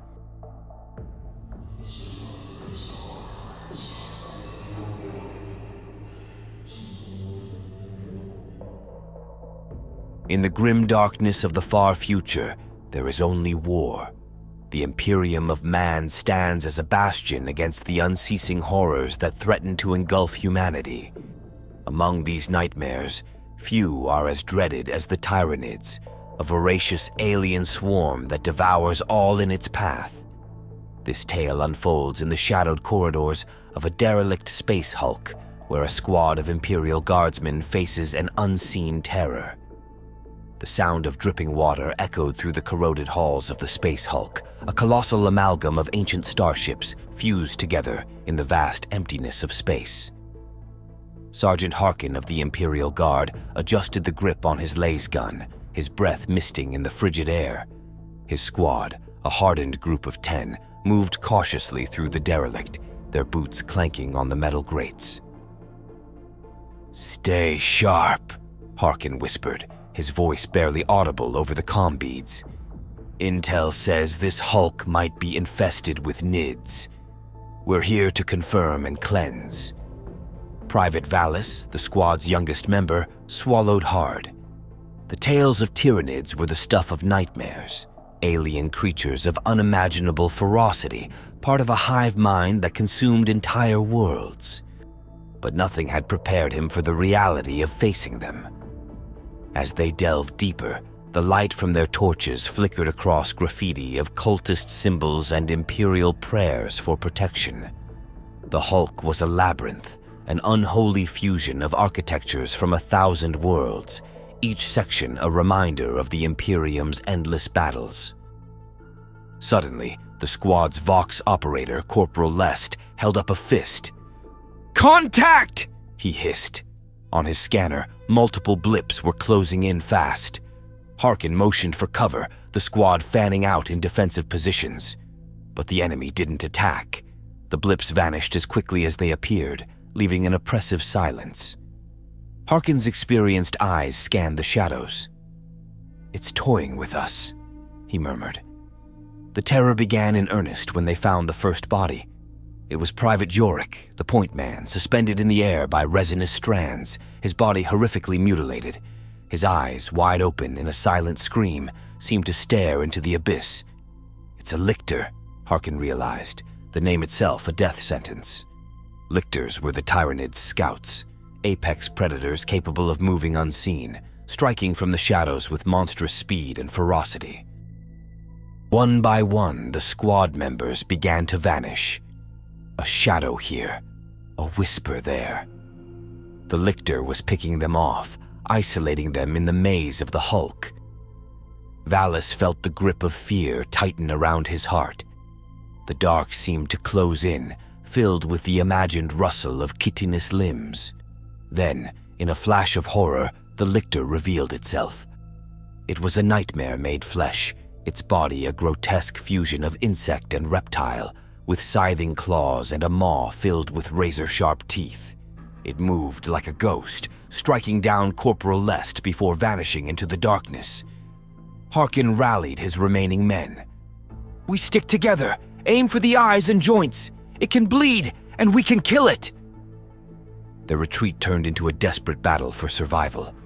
The lictor attacked relentlessly, a shadowy blur of death.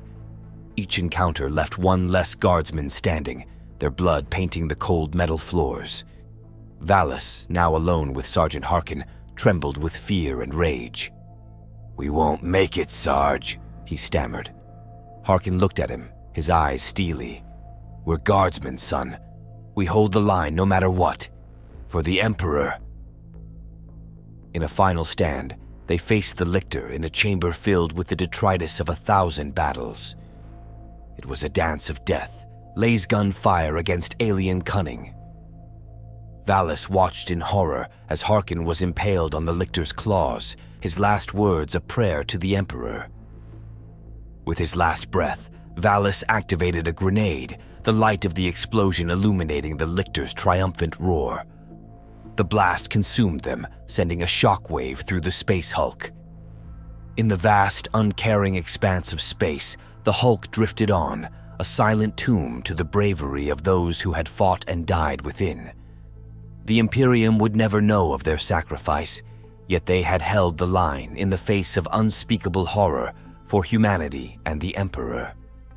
And in the darkness of space, the Tyranid swarm surged ever forward, an endless hunger that knew neither fear nor mercy.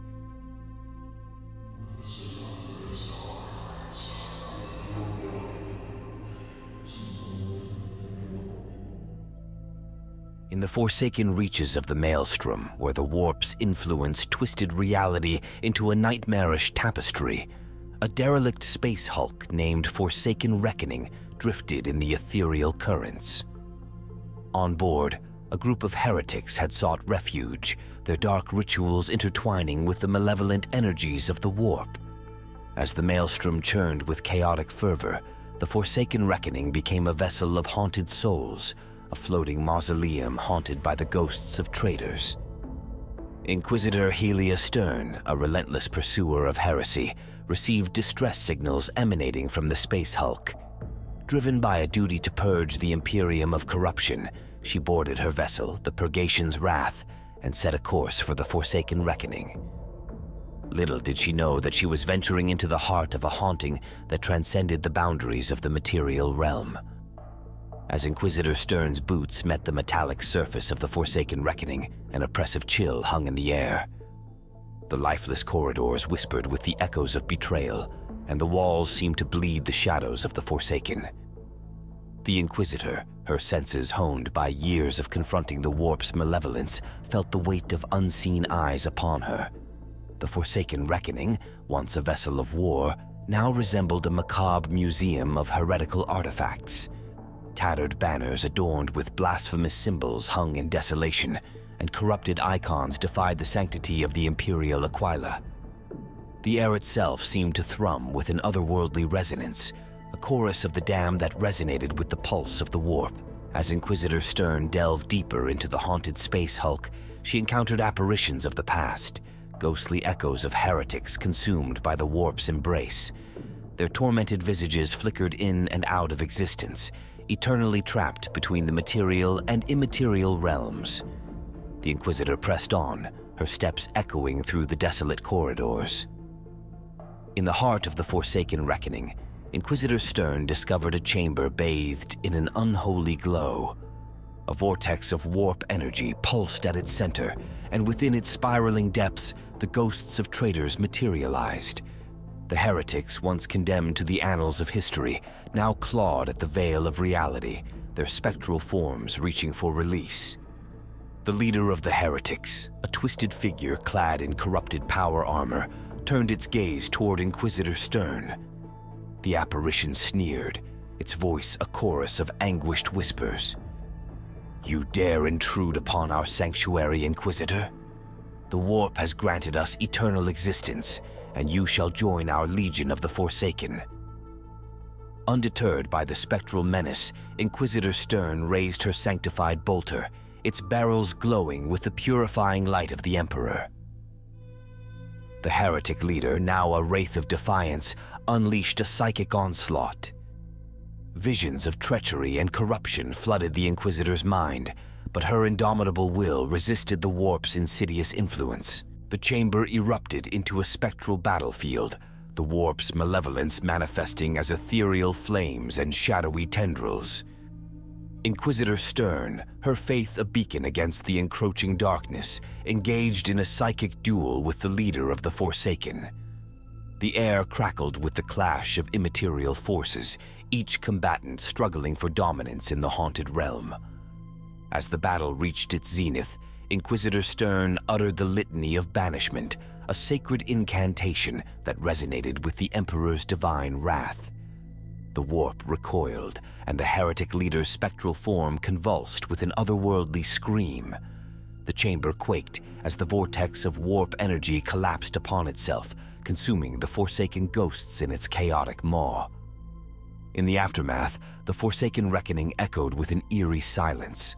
The malevolent energies that once twisted the space hulk's corridors into a haunted labyrinth dissipated. Inquisitor Stern, her armor scorched by the warp's touch, emerged from the haunted chamber, her eyes ablaze with the fervor of the righteous. The Purgation's wrath, now in orbit around the Forsaken Reckoning, received a transmission from Inquisitor Stern. "The ghosts of traitors have been banished, and the warp's influence on this accursed vessel has been purged. The Emperor's light prevails even in the darkest corners of the Maelstrom." As Inquisitor Stern's vessel departed from the haunted space hulk, the Forsaken Reckoning remained adrift, its haunted corridors now silent. The ghosts of traitors denied their spectral sanctuary, vanished into the warp's abyss. The Maelstrom, ever tumultuous, continued its chaotic dance, but the Forsaken Reckoning stood as a testament to the Imperium's unwavering resolve against the horrors that lurked within the warp. Inquisitor Stern, her duty fulfilled, gazed back at the Forsaken vessel one last time. The haunted space hulk, now a void-bound tomb, served as a grim reminder that even in the grim darkness of the 41st millennium, the Imperium's defenders would confront the spectral echoes of heresy and banish them with the Emperor's divine retribution.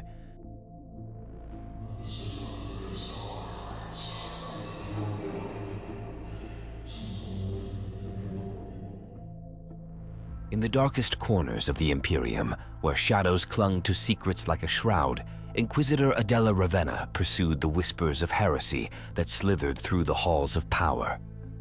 The heart of the Imperial Inquisition was a labyrinth of deceit, and Ravenna's unyielding gaze sought to expose the dark secrets that festered within.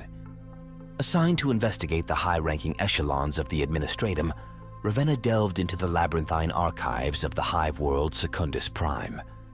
The air within the dimly lit halls was heavy with the scent of ancient parchment and the distant hum of machinery. The vastness of the records mirrored the sprawl of the hive, a city that reached into the heavens, its foundations lost in the abyss below.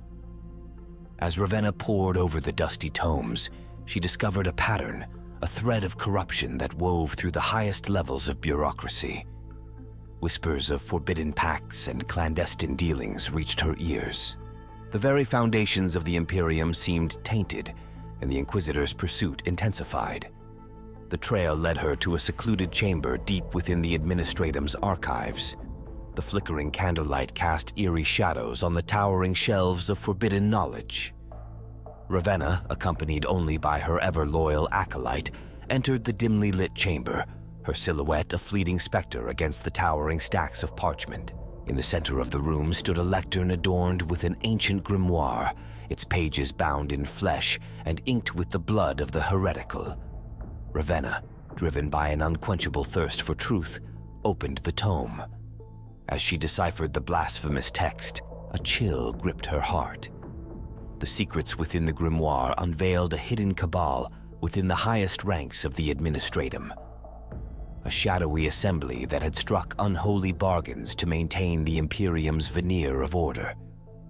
The names of revered figures were stained with treachery, and the very bureaucracy meant to safeguard humanity had succumbed to the tendrils of the warp. A whisper echoed in the chamber, a disembodied voice that seemed to resonate from the very pages of the grimoire. "Inquisitor Ravenna, you tread on paths darker than you can fathom," it murmured, sending shivers down her spine. Unfazed, Ravenna continued her quest. Her investigation led her to the underbelly of Secundus Prime, where the destitute and forgotten languished in squalor. Beneath the hive's towering spires, she discovered a clandestine cult that worshipped the warp in the shadows, their rituals obscured by the perpetual gloom. The cultists, clad in tattered robes, recoiled at the intrusion of the Inquisitor and her acolyte. In the flickering candlelight, their eyes gleamed with an unholy fervor. As Ravenna confronted them, the cultists chanted in a forbidden tongue, invoking powers beyond mortal comprehension. The air thickened with malevolence as warp energies coalesced, twisting reality itself. Nightmarish entities materialized, their forms shifting between dimensions. The cultists' faces contorted with madness, advanced with unholy zeal, their bodies twisted by the touch of the warp. A battle of wills ensued as Ravenna confronted the warp-spawned abominations. Bolter rounds tore through the twisted entities, banishing them back to the immaterial realm. But the cultists' malevolent chants persisted, threatening to ensnare the Inquisitor's mind in the suffocating grip of the warp. As Ravenna fought to maintain her sanity, her acolyte, overwhelmed by the psychic onslaught, fell to his knees, clutching his head in torment. The Inquisitor's determination wavered, but with a surge of indomitable will, she pressed on, her psychic resilience a bulwark against the encroaching darkness. The cult's leader, a figure shrouded in a tattered cloak, stepped forward.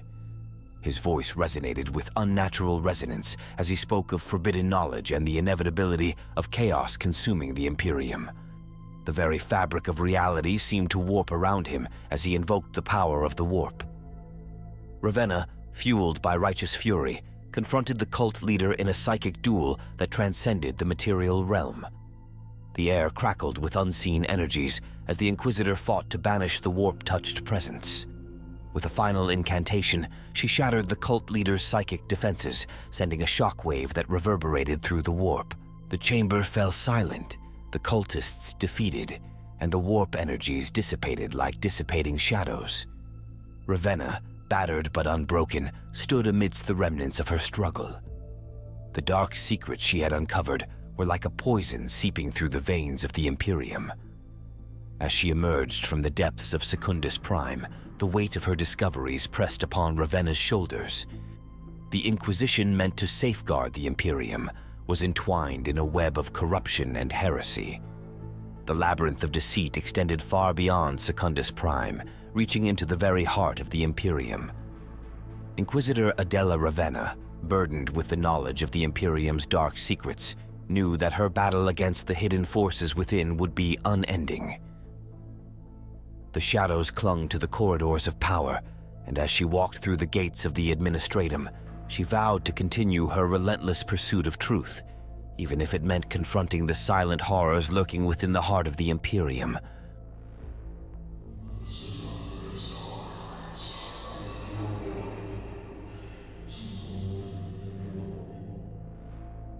In the unforgiving galaxy of the 41st millennium, where the Imperium of Man reigns with an iron fist, even the slightest deviation from the law can lead to unimaginable consequences. I was once a criminal, a thief who dared to defy the Imperium. My punishment was not death, but a fate far more terrifying, to be transformed into a servitor of the Adeptus Mechanicus, stripped of my humanity and rebuilt as a machine. This is my story, a tale of transformation, loss, and the eerie existence between man and machine. My last memory as a free man was the cold voice of the imperial judge condemning me to servitude under the Adeptus Mechanicus. I remember laughing, thinking that any life, even as a servitor, was better than execution. How naive I was. I was taken to Mars, the red planet, heart of the Adeptus Mechanicus. The tech priests there saw me not as a man, but as raw material, a canvas upon which to impose their twisted vision of perfection. The transformation was gradual but relentless. First, they took my arm, replacing it with a mechanical limb more powerful than I could have imagined. I could crush metal with my new hand, but with each upgrade, a part of me faded away. As more of my flesh was replaced with cold, unfeeling steel, my thoughts began to change. I clung desperately to memories of my old life, the adrenaline rush of a heist, the warmth of a lover's embrace, but they slipped away like sand through fingers. I fought against the transformation, against the programming that sought to overwrite my mind, but resistance was futile. The tech priests were masters of their craft, and I was merely a tool for them to mold. My body became a grotesque amalgamation of flesh and metal. My once expressive face was now a mask of iron with emotionless cybernetic eyes. I became stronger, more durable, but at the cost of everything that made me human.